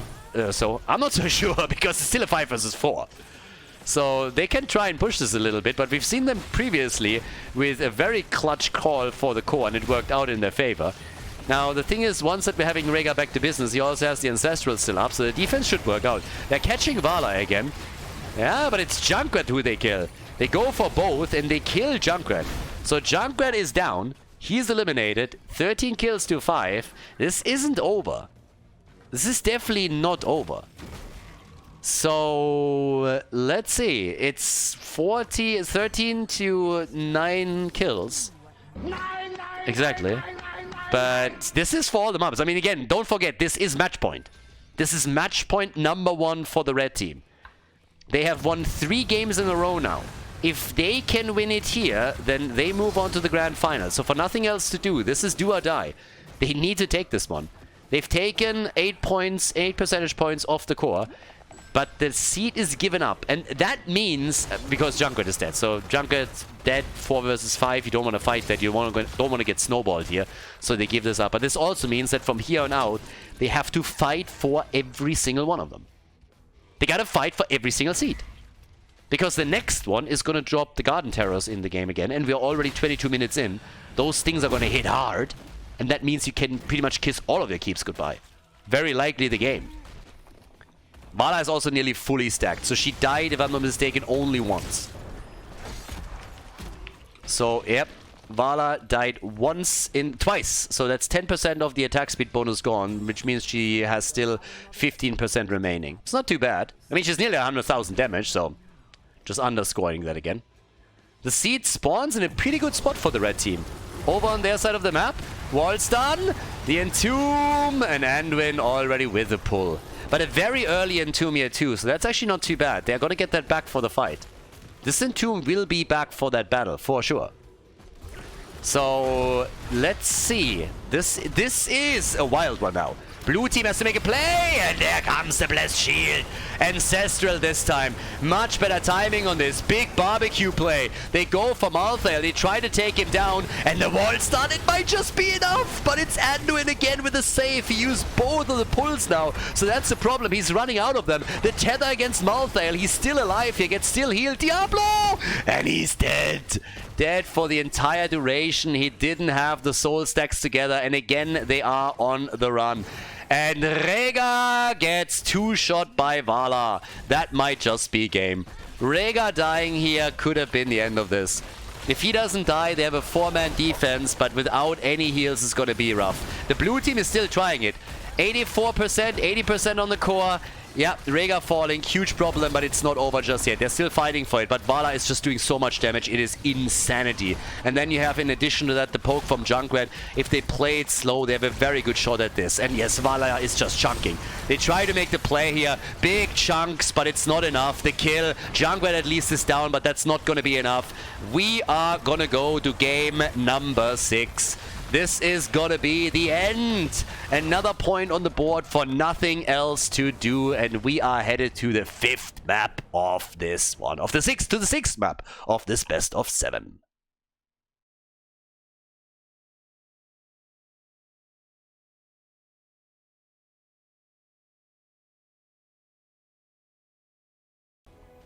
Game number 6, here we are. Volskaya Foundry is the map. Nothing else to do, was able to put another point onto the board. It was a very, very close game. Do you want to bet what happens to Vala in this game? I mean, after what we just saw, Vala is gonna get banned 100%. Now, the point also, which makes it a little bit less of a thing, is that it's first pick, first ban this time for Don't Ban Malthael, so it's gonna be nothing else to do that bans out Vala. But yeah, them letting Vala through didn't really help them. They thought that they could deal with her, and as it turns out, that just simply wasn't the case. So right now it is match point number 2 for Don't Ban Malthael. If they win this one, they go to the grand final. But we have seen so many crazy games in this tournament, I would not be shocked even a little bit if we are going to the final map of all of this. So nothing else to do, has a little bit of momentum here. We have Jojo and the Haka banned out first. They love Volskaya Foundry. This is, I mean, how many times have we seen Volskaya Foundry now? 3, 4, 5 times, something along those lines. So they like it. And Vala isn't banned but picked. Wow. Really? damn. Especially after the last game, I did not think that would be a thing. Honestly, like, I'm like blown away here. So far, both teams have banned Vala every time. Then you have Don't Ban Malthael coming in with the first pick, first ban, and nothing else to do, just decides that they won't do anything about it? Wow. Anduin and Diablo. Whew. Yeah, that's a little bit bonkers. Blaze is up, and he's a fantastic choice on this map, so I could see him being picked. As a front line, I would assume that we're going to get either Murden or we're going to get Garrosh. And Nuburak is up and has previously been played a lot, but I don't think we're going to go into a dive comp here. Now, to be fair, you could play that. Blaze and Nuburak is a really nice combo as well. You have Rhaegar here now. You have Vala. But that Vala made it through the draft is honestly a bit bananas. Now, Genji is also still up for grabs. Since Anduin has already been picked, if I'm the red team, I would probably ban him out here. Yeah, Murden, again, I just called him as one of the possible tank options for Malthael, but he gets banned, and they ban Hogger. So now you have a Genji combo with Anduin. It is a bit interesting to me that that wasn't shut down. If you would see that draft play out on the European side or the NA side, very, very likely it ends up with Genji banned. But here we get Leori now picked. They go for Tychus. Do they even pick Genji? It doesn't really seem like it's a big combo over here. I think we've seen it once now, but generally speaking, Anduin Genji has not been as dominant a comp as I would have expected, especially against squishies in the backline. So, yeah. Then, of course, we got the double pick now for the red team first. That will reveal the tank choice. There's only two options, I believe.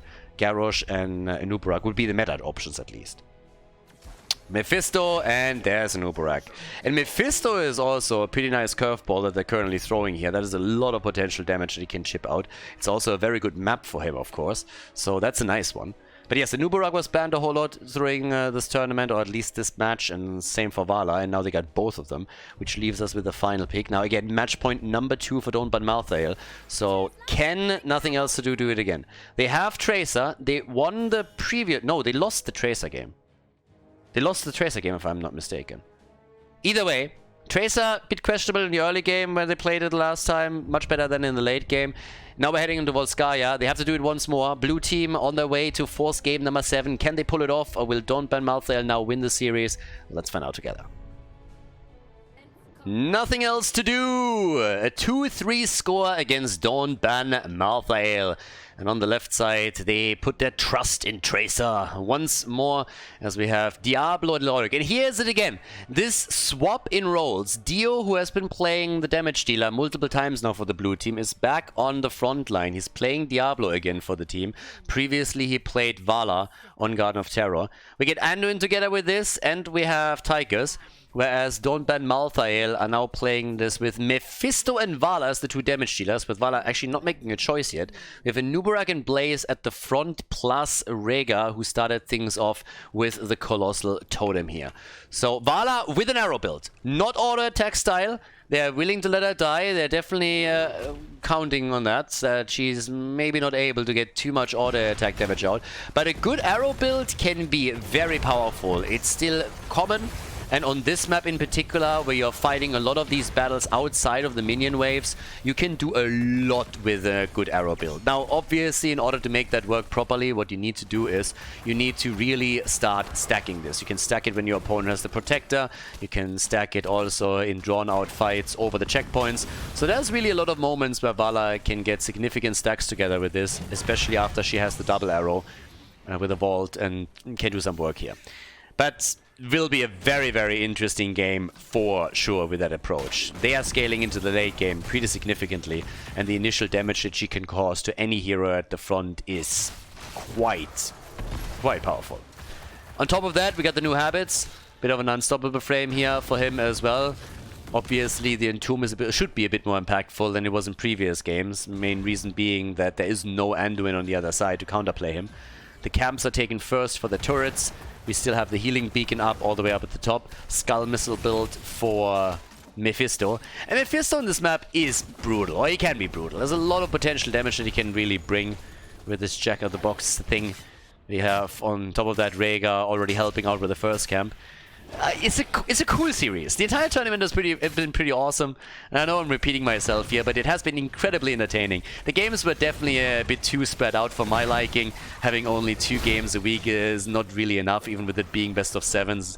But it is super fun to just watch how this is playing out week after week, with everybody fighting for every single map.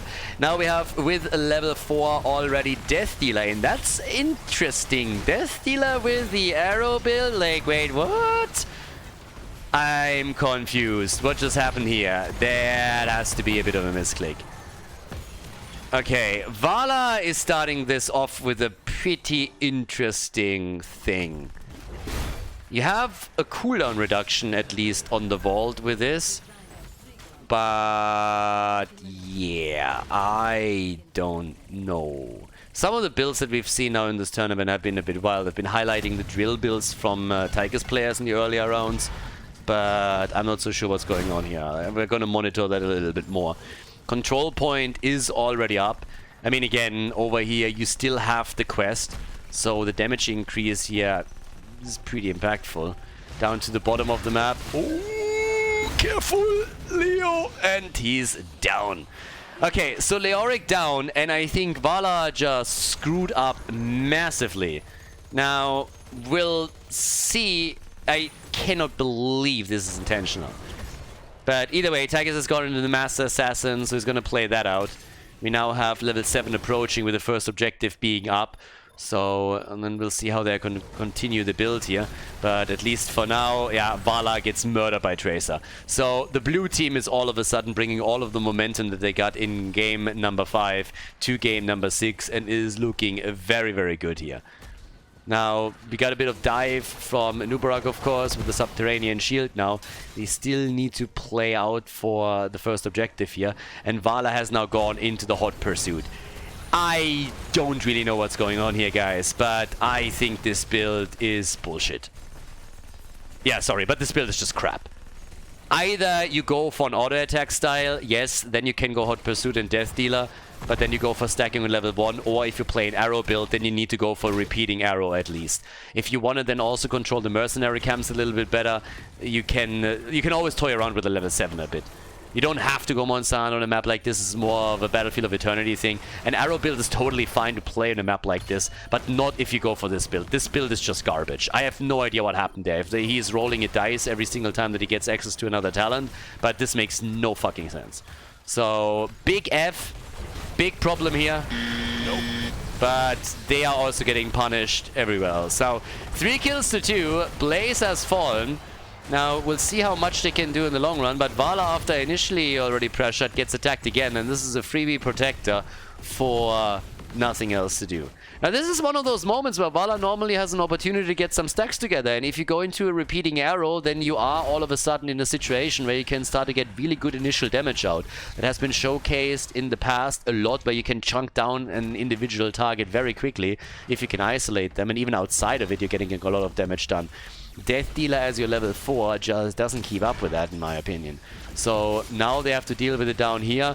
Vala, as already mentioned, is going to use it for stacking, but she would be so much faster if she had a repeating arrow to boot here. So she's sitting at 11, can make the 12 happen, but this is just horrifying.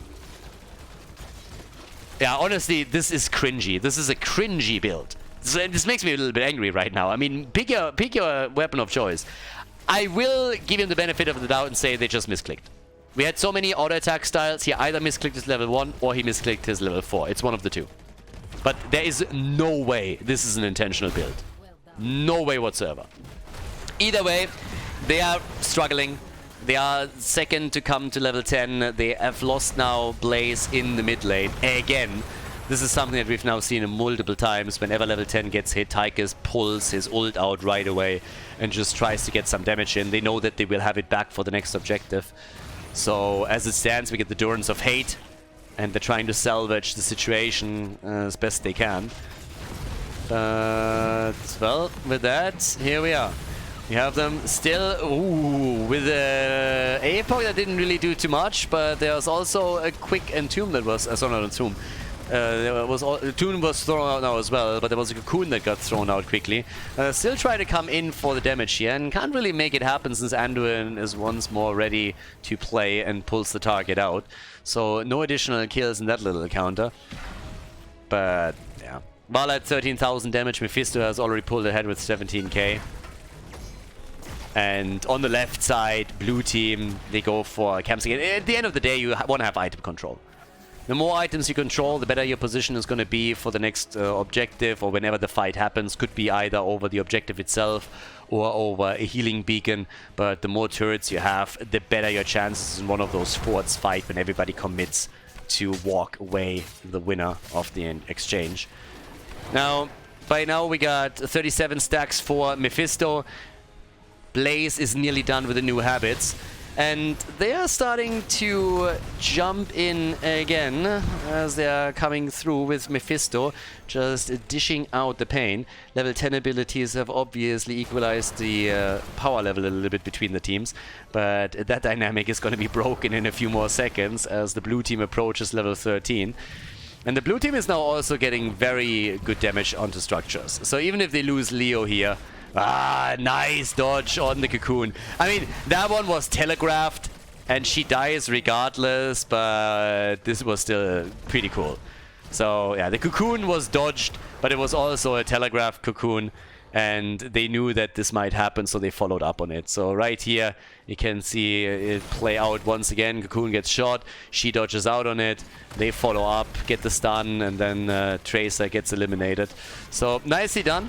4 kills to 3. That also brought down back Malthael back with a bit of momentum, but it doesn't change the fact that they lost their bottom 4, so that's big. That's a huge problem. And once again, the push through the middle. Now, with this, we have on level 13 also the tidal waves now kicking in. Vala, I mean, again, goes for Gloom. She's all over the place right now. There is no cohesion there anymore. Now, Gloom obviously is something that still makes sense for you. Gloom is a talent that gets picked in the Western scene a whole lot. But it's noteworthy to point out that in the context of this tournament here on the Asia server, Gloom has pretty much not been played at all. It's a talent that has been completely neglected by every single Vala player that we've seen so far. And I've commented on this specifically, so that it's picked right now is a clear indicator that this is a makeshift build after we clearly had a mispick on either level 1 or level 4. And I believe it was Death Dealer that was mispicked. Reason for that is actually quite simple. If level 1 was mispicked, you would still stick with the arrow build and just make the best out of it and be consistent in that approach. If you misclick the level 4, then you have to salvage, and it's not really easy to do that.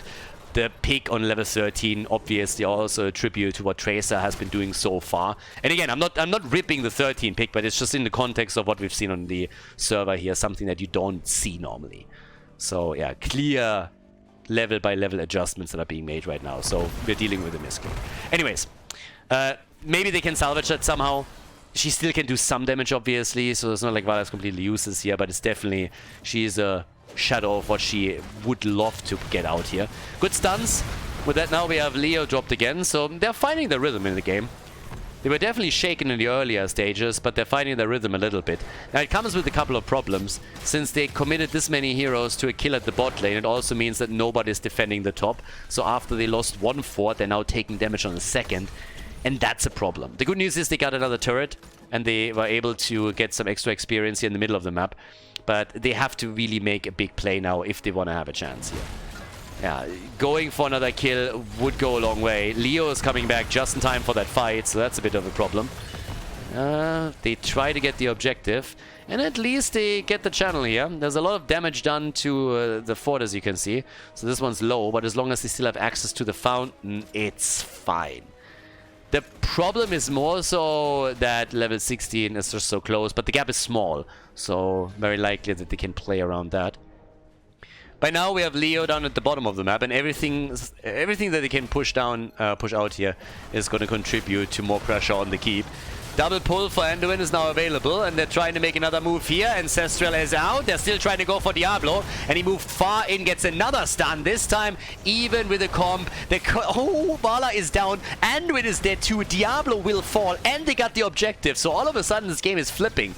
This game is actually turning. Vala now with Manticore on level 16. And we have, with the Protector, the opportunity to repay the blue team in kind. As all of this plays out, Leo is doing damage in the middle of the map, though. He is on that fort, so he's doing his thing. Right there, we currently have that hit. It's already down to 60-70%. Up at the top, they don't even get a fort. Instead, we're going to see Malthael fall, I believe. Mephisto, not Malthael. Not in this game. Ah, they actually save him. Seems like they are able to save him. Ah, maybe not. The healing beacon is still there, so they were trying. But they can't quite make it work. And now Nubarak is in trouble too. So what looked at first like a very good position for Don't Ban Malthael is now turning again. This is nuts. 7 kills to 6. But the blue team is the one with the structural damage. And they blow Vala up once more. 8 kills to 6. They're going to take another fort here. They lost the last fight, but this is now getting just, I mean, a bit ridiculous. 1 fort down, 2 forts down, third one in the mid lane, soon to be pushed. They're trying to steal the camp away. We have 8 stacks towards Tychus' level 4. If he completes the Master Assassin here as well, it would just add insult to injury. This is not a talent that you take to complete it. It's a talent that you take for its passive. Another healing beacon gets attacked here too. And yeah, it is a bit bonkers. Now, we got 28,000 damage for Mephisto, 31,000 for Tychus, 27,000 for Leo, who is just going for the big drains here. And the blue team is taking full control of this game. They've destroyed all 3 forts. They've now taken away the camps of the opponent, which means that they have item control with a turret and also a healing beacon to their name, and they still have another camp available on the left side that would give them another turret.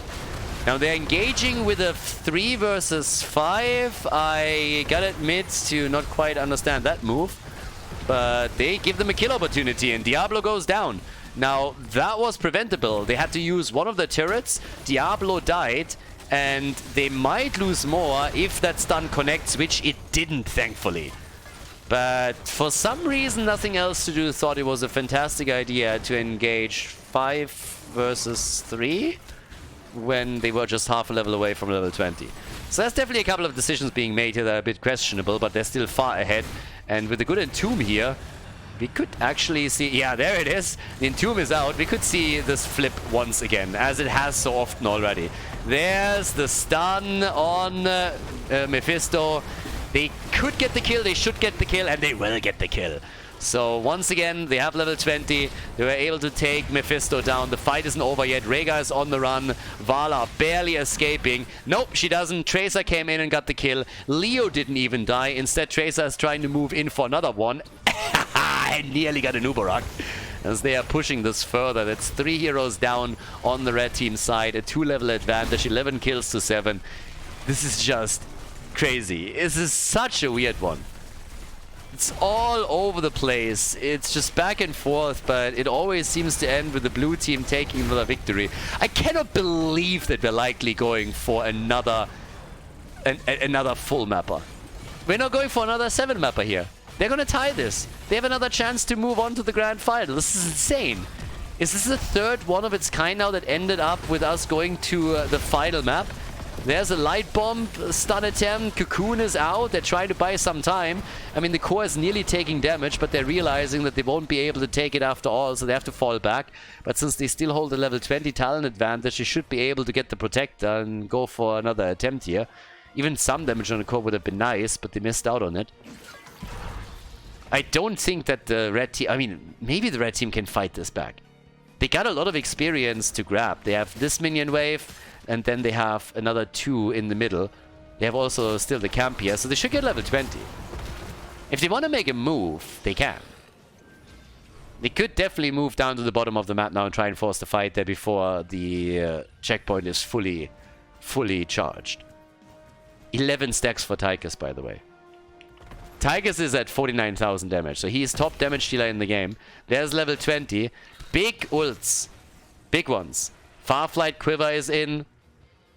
On top of that, we are now also looking at, well, first of all, Rewind, which is huge for Nubarak. They're trying to get an additional item, which also works well for them. We got the Mimic. But yeah, Farflight Quiver, it really feels like this was intended to be an auto-attack build. If that was the misclick, if it really was on level 1 and not on level 4, then I would have loved for Vala to just make the adjustment on level 4 and go for an arrow build. As I said before, arrow build can be super strong here. You have so many fights on these points where you can very well stack, especially if you have your level 4, so yeah. But either way, with Farflight Quiver and Manticore, Vala can still dish out a lot of damage, so it's not like she doesn't contribute anything here. She's not at full potential, but Manticore is rough for a frontliner like Diablo. And if it comes together with a safe distance that Farflight Quiver oftentimes gives you. They gave up on the Protector though, so they let the Protector just slide. And again, I don't understand the reasoning. Because you already have level 20. What's different? The only thing that's different here is that now you have to defend on the core. Before, you could have had that team fight without a Protector, messing it up even more further. So, yeah, there's the wall stun, and Nubarak gets caught in real trouble, turns it around again, or at least tries. Alright, there's the heal, tries to move in, and yeah, thankfully for them, that also helped Vala.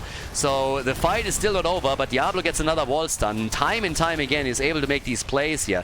Anduin is gone in the Variant's Legacy, Mephisto is low, and Odin is just shelling the shit out of them from the backline here with one hit after another. And on top of that, we have the second mech with the Protector. So they go for the core here, and they're trying to take the game, and this is looking better and better for the blue team. But again, they still have to break through.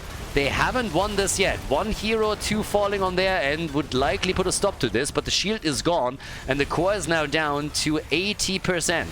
Down to 80. There's the combo. They go for Rega, and they wreck him. Rega is down, Vala dies, so does Tychus, so does Leoric. Everybody's all of a sudden dying.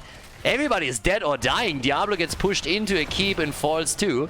So they save the day with 76% on the core. They need to save their top lane too, and I'm not sure if they're realizing that already. I would imagine that Blaze is going to make a move any second. He really has to. Take the catapult down and then peace out there. But if you want to save that keep, then you need to hurry, my friend. So they save the core. Can they save the game? They still haven't taken down a single fort. Not one. And Tychus is at 13 stacks. Soon Tychus is going to complete this. That's an additional attack speed increase of 15% if he gets to that point. An additional 15%. Yeah, that would be something. They're trying to go for Leo again for just a moment. Even Nubarak was trying to dive in, or was at least thinking about it, but decided against it. 65,000 damage now from Mephisto. Vala at 48,000. Again, still not bad, but just imagine this with a proper build. This would be a very different one. So, 61,000 for Tychus. And what Domban Malthael really needs if they want to have a chance to get back into this game is they need to be very decisive and just commit more. They need to risk stuff. And it's they're already in a weird spot because you're having that bot lane, for example, sporting 2 catapults with the third one coming in, pushing for the core, so you know that you're a bit on the timer. You need to risk and you need to commit to fights and just hope for the best, or you're never going to be able to recover properly. Because they need to send somebody down to the bottom of the map. First, they need to force this fight and take it, and they're trying to do exactly that. Hellgate gets used right away, but he re-engages. They're trying to go for it, and Nubarak, the cocoon, is in. They grab it. They should use it too. Anduin is low. Where's that healing beacon when you need it? And Nubarak diving out. Great Entomb. Healing beacon is out, but the blue team took it. Tracer died though. Tracer is down. The core is soon falling. Leo is dead. So is Vala though. Everybody dead, low, or dying.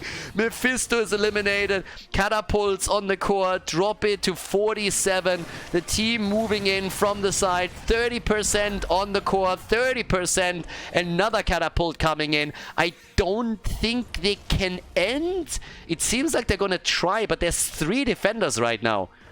There's 3 defenders and they don't have... There's no way they can end this. I mean, it is a great spot, but...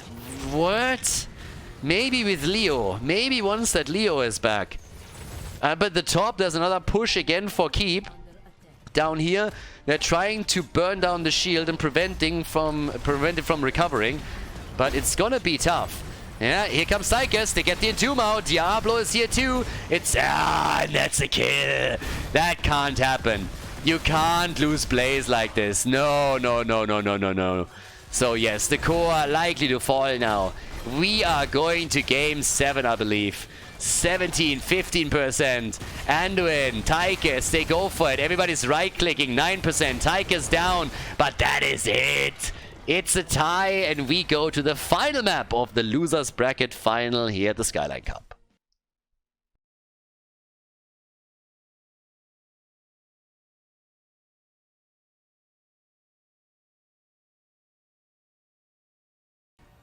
We're really here. Game number 7. These games are beautifully scripted. This is the 3rd or 4th game in a row that goes the distance. Now, we said from the beginning that all of the maps have been incredibly close, so it doesn't really surprise too much, but I would lie if I tell you that I didn't believe in Don't Ban Malthael taking this series when they had the 3-1 lead. I really thought they would lock in the 4-1. After that, on Volskaya, when they got Vala, I thought they would be able to take the victory. But then this weird, shitty build happened, and it just felt that generally things are not flowing well for them anymore. There's a couple of heroes that I would really like to see them address. First of all, how can they not at some point just ban Anduin and make it a little more difficult for nothing else to do? These continuous saves with a pull from Anduin must be so annoying. They at least address Diablo here, so that's definitely a good start. We have Vala again, and honestly, I will...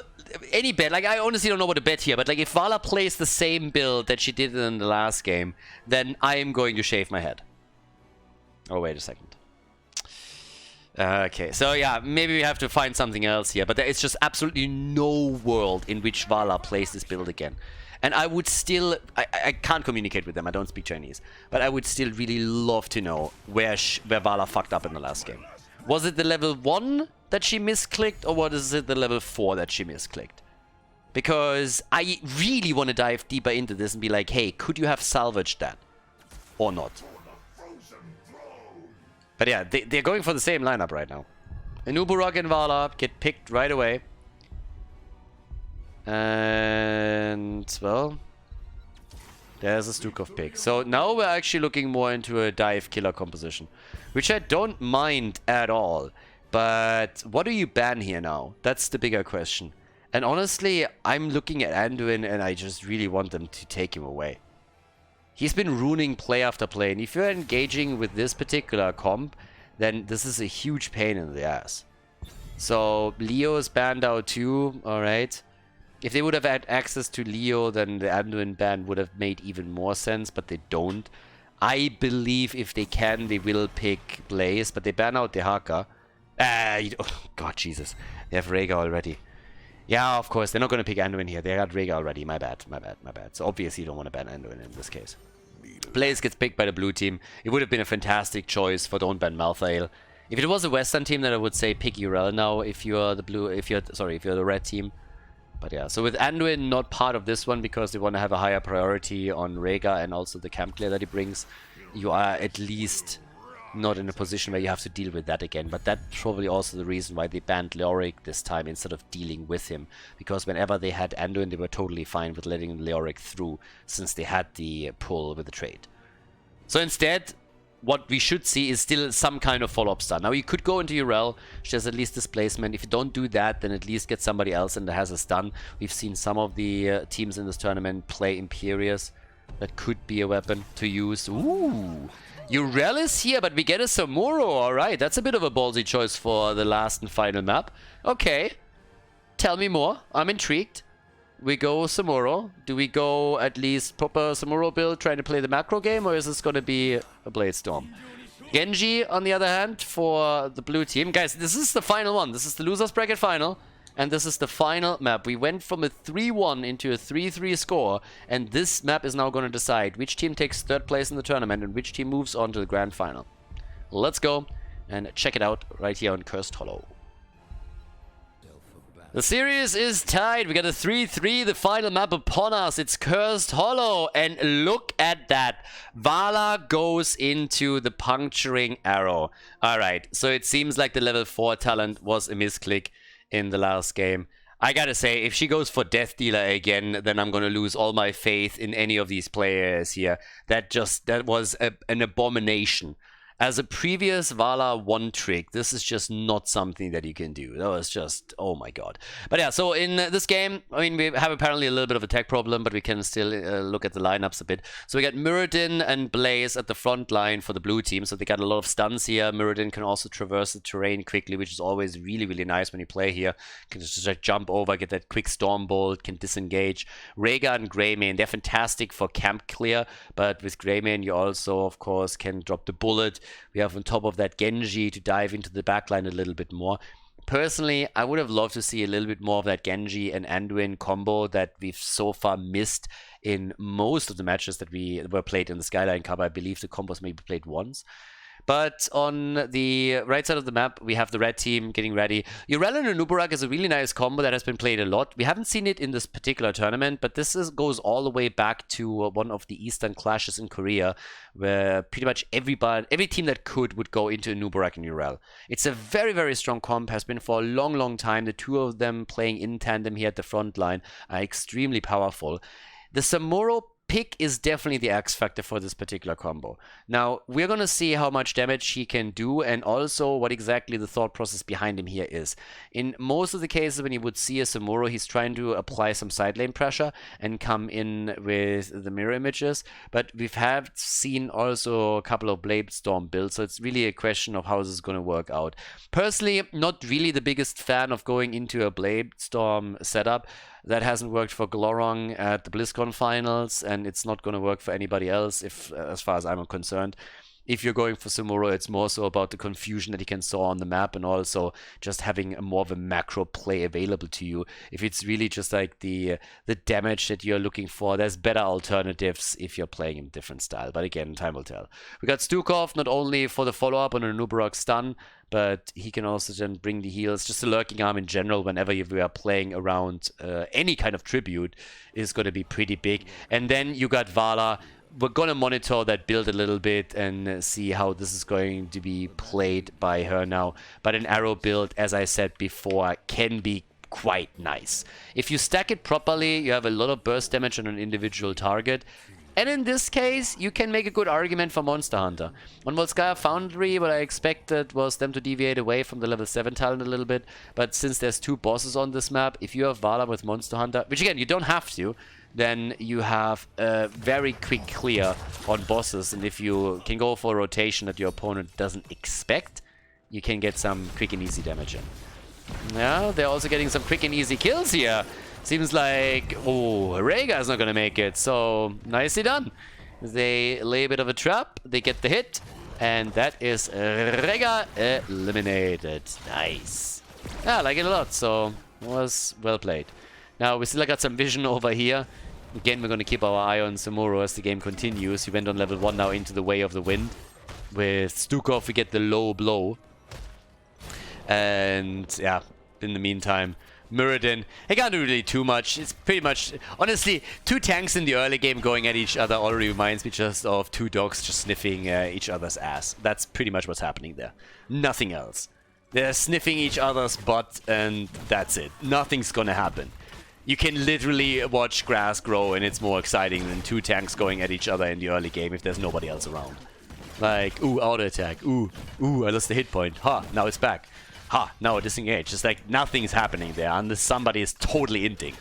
So, camps are claimed. One of the min-mark has passed and camps have spawned. We have bot lane already getting smoked a little bit here by Blaze. Yrel is now taking over here.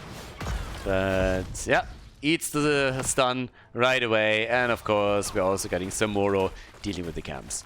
I like that he gets picked here. It really feels that they have thrown a bit of a curveball, and I'm very curious to see if the blue team can properly react to it. Good damage against Muradin. Should be able to get out here. It's not going to be a problem for him. Level 7 talents are kicking in, and this gives us the deflection. Vala, thank God, with the repeating arrow. So yeah, this time no misclick for her. We got the bed of barbs in on level 4 with this one, and on the other side it's the thick skin right now with the reverberation. But they are doing a lot of damage up at the top. One tower is already down. Now the blue team isn't reacting because they are also pushing in the middle, and they have an even more dangerous push going on here because they got Greymane and Worgen form doing the work together with Genji. So they're burning this down very quickly. Now it's a bit of a game of chicken if we're going to see if one of the teams is moving back or if both of them are just trying to take the structure down. And if they do, first of all, the red team is going to lose that race. But if the blue team can't go to the top in time, this is just accelerating the game. So at the end of the day, this accelerates the game because structures taken out this early open the map up much more and allow you to make a lot of different plays. But yeah, they might get the kill on Rhaegar. This is totally worth it for the blue team though. They just took a fort down. And the red team absolutely misjudged the situation topside. So Greymane, you cannot leave him on structures like this without any real resistance. Teamfights, on the other hand, don't ban Malphite. They got a chance now to get the first tribute here. And that's what they're going to try. Genji jumping in, gets the interrupt, but now he finds himself in a bit of a pickle and has to move back here. Stun doesn't connect though. Both of them don't. So Nubarak is missing both of his skills as he was aiming for Greymane. Vala, as long as this lasts, can still get a couple of stacks in. She hasn't really gotten a lot so far. We have them at 4 only. Yeah, getting another 1 or 2. I honestly don't know what she's doing here with his arrows. Come on, baby. There's number 5. Now forward. Bam. Number 6. And Muradin. How is he alive? Vala is dead, but Muradin and Genji both die. Sorry, both get away. Are you kidding me? No fucking way. What?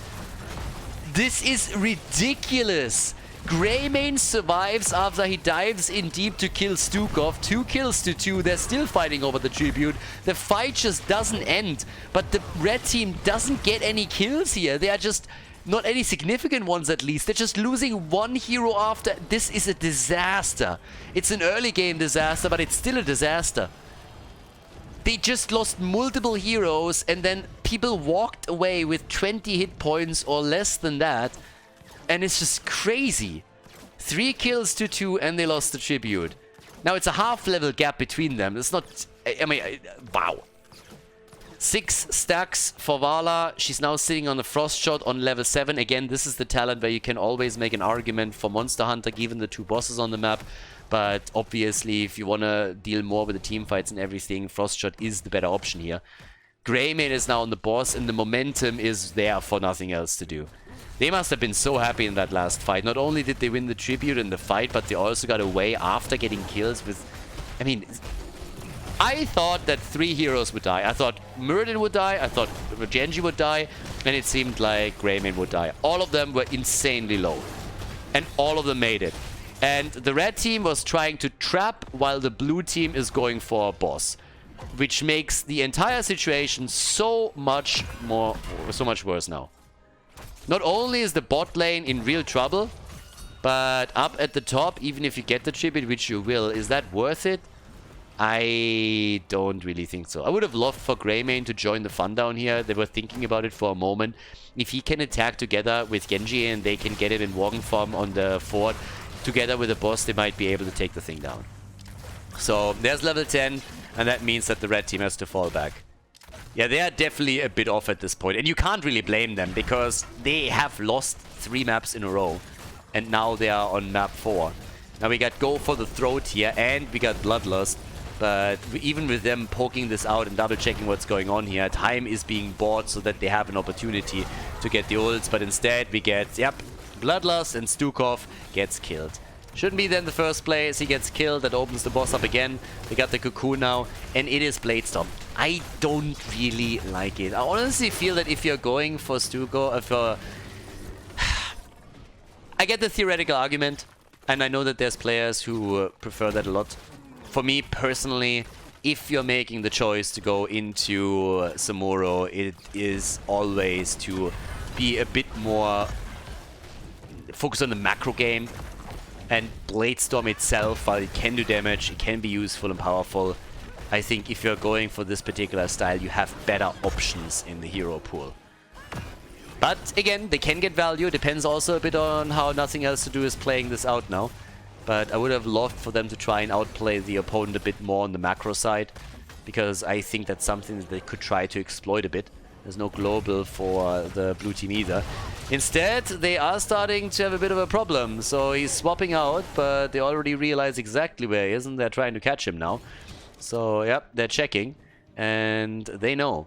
But they are not making a play for it yet. Oh my god, wow! That's impressive. I did not think he would be able to get that interrupt. So, okay, he's pissing them off a little bit. As we're having another camp taken over here. Yeah, the tribute obviously gets taken eventually. And Samuro is still in trouble. So he switches out just as the... Yeah, switches out and is able to walk away. I gotta give it to him. Take it easy. He's really taking it easy on this one. He's juking, he's driving, he's dipping and diving. He's everywhere trying to make his plays, and now just goes for the minion wave. But I like the way that he played this. So he delayed it, he interrupted it, he bought a little bit of time for his team, and then he was still able to get out of there. Now, he is getting good damage in against Genji too, and that forced Genji into an ult and nearly killed him. I gotta say I'm impressed. That is some solid Samuro play that we're seeing here from him. Yeah, Rhaegar is also dead again. That's the second time that the doggy dies. So level 13 is up. But after that little interplay with Samuro, I want to see more from him. That was pretty cool. Full-on shield build for Rhaegar, by the way. So he went on level 1 into the Stormcaller, sitting at 93 stacks. The electric charges in, and now we got the Earth Shield on level 13. Yeah, with the Bloodlust that he has there. And Samuro is now doing damage at the bottom of the map, and nobody deals with him. I mean, nobody's here. Nobody cares. On 13, he went into the Shikuchi, and they are about to get the bottom fort, and that's not the only thing that they're going to get, because the top fort is also getting attacked here. A blue team has all of a sudden just stopped playing. What the hell? Like, they just gave up 2 forts. Yep, both are down. 2 forts are gone. Now, they still have the upper hand in tributes, but that is not a given here either. They got 2 bosses, and now they are about to drop behind in structures if this continues. That's kind of bonkers if you think about it. So yeah, damage is already being contributed. Vala, by the way, is not really stacking well. So she's hopefully getting a little bit more out of that situation, but so far she has not been stacking well. This is also a nice one. Anubarak is dead, but Blaze is about to die. Yeah, maybe he can't get him. Oh, but the rest of the red team is getting absolutely murdered. All 4 of them are down. The only survivor here for some time was Samuro, and he gets at least the tribute. And he doesn't know he's gonna die, right? Yeah, he's gonna die here. Okay, so still 5-man wipe, but I still have to admit that I think this was worth it.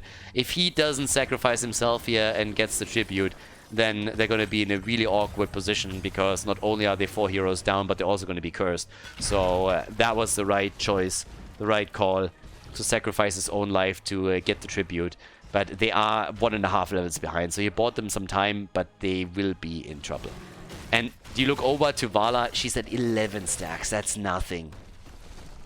That's very poor stacking. 11 minutes in, meaning you hit an arrow per minute? No. Especially with repeating arrows, your level 4 talent, that's just not acceptable. So another boss is taken, and the blue team is now pulling ahead again. Now keep in mind, they lost earlier 2 forts that were defendable, and then gave up position heavily, but they won the team fight, and that brought them back. And thanks to them taking the team fight, they are also now again with the boss pushing through the bot lane, where the fort has already been destroyed. And on top of that, they have now tribute and boss both up soon. So there's a lot of pressure now on Donban Malthael, and the situation gets worse for the red team because they don't have level 16. Great stun, 4 hero stun. There's the cocoon. Okay, so they're trying to disengage for now. Samuro is sneaking it. Samuro is sneaking it, and this is a curse. Nice. That's actually some sexy play. Samuro sneaking this one is so important because it means that they don't have to fight against an opponent that has a level 16 lead over them. And it helps them also with the defense. So these little annoying plays by Take It Easy are really cool. I like them a lot. I'm not a fan of what Vala is doing in this game, but I really, really like what Samuro is bringing to the table. And him sneaking that tribute was incredibly important, because if that doesn't happen, and they get cursed, they're going to lose a lot, especially since that boss at the bot lane was already breaking through this. It could have been even a keep that they would lose there. And yeah, I mean, this was really dangerous. So very, very good move. Vala now also with Manticore over here. We have them pushing through the middle now. They have to, of course, do the best they can with the curse. 16 versus 16 finally. And they are taking that fort down. So despite everything that happened in this game, despite 3 bosses taken by nothing else to do, and by them sitting at 9 kills to 3, the situation in regards to structures is identical. Both teams have no fort anymore. Now there is a big difference though, and that's the 2 tributes in favor of nothing else to do.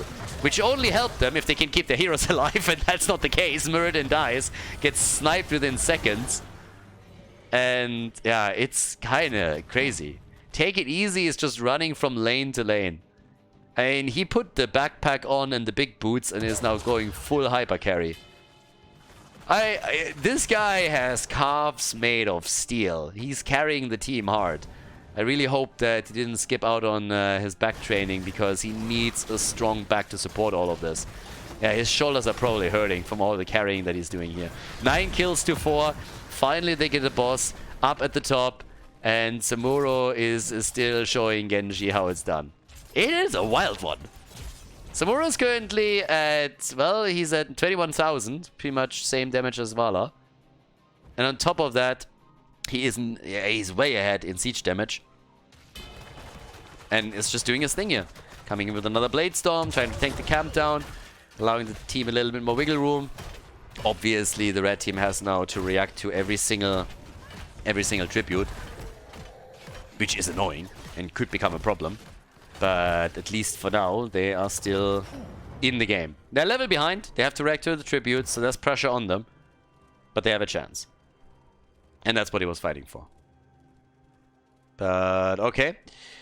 So, with that, what else are we gonna get? We got, for now, up at the top. Yeah, Take It Easy.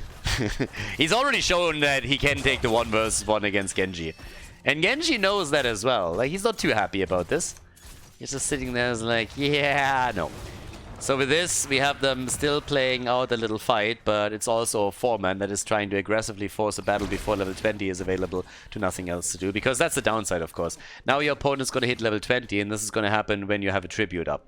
So, not really a good position to be in. They can maybe try and set a trap, but that has already been eliminated by Muradin checking the bush and sitting there. So the living weapon is in. This is tough. This is really tough for Domban Malthael. They might just let this one slide and accept the curse.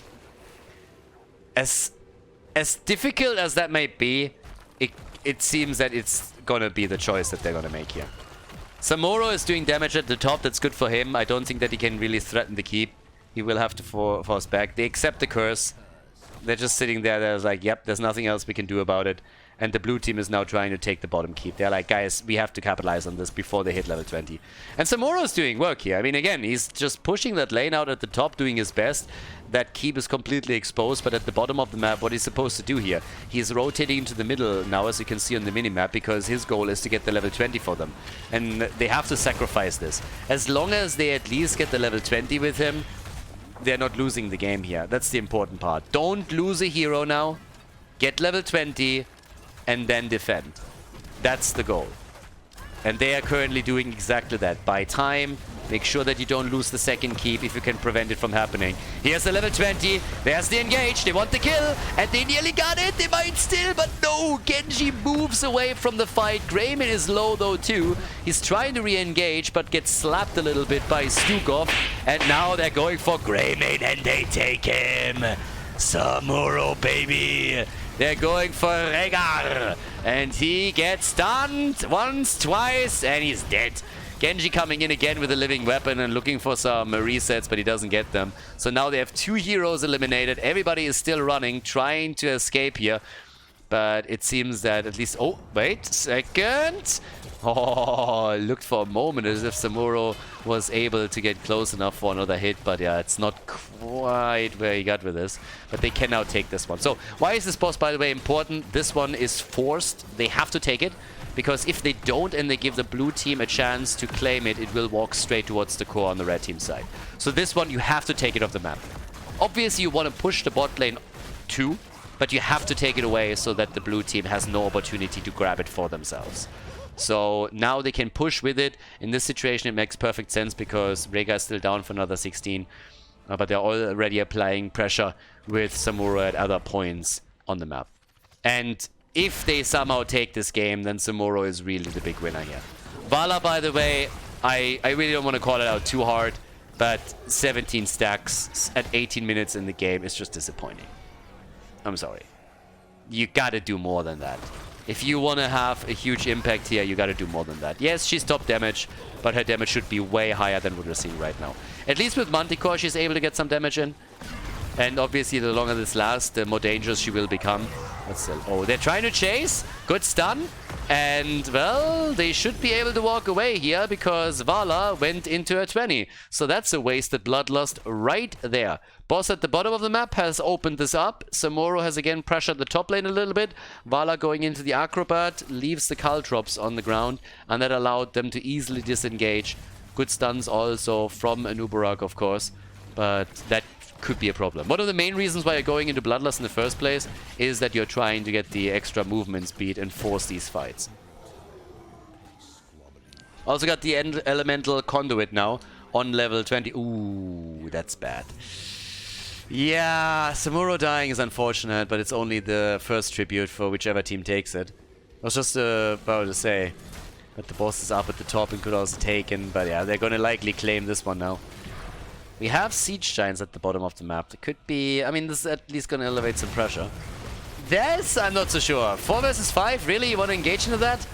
Okay, I mean, if they can somehow take Muradin down, then maybe. But nope, now they lose Stukov. And there's the Bloodlust. And, well, no, Bloodlust has not been used, but they still lose Anubarak. There's a Cocoon, so that's 2 heroes down. Is that really worth it? Is it worth it to lose 2 heroes because you're trying to delay the boss? I honestly don't think so. They obviously are looking for game because they got Bloodlust back and they got Greymane. And there's the kill on Vala. Yep, they throw it. They threw it with both hands. Not only the map, but also the series. It was a 3-1 lead for Don't Ban Malthael.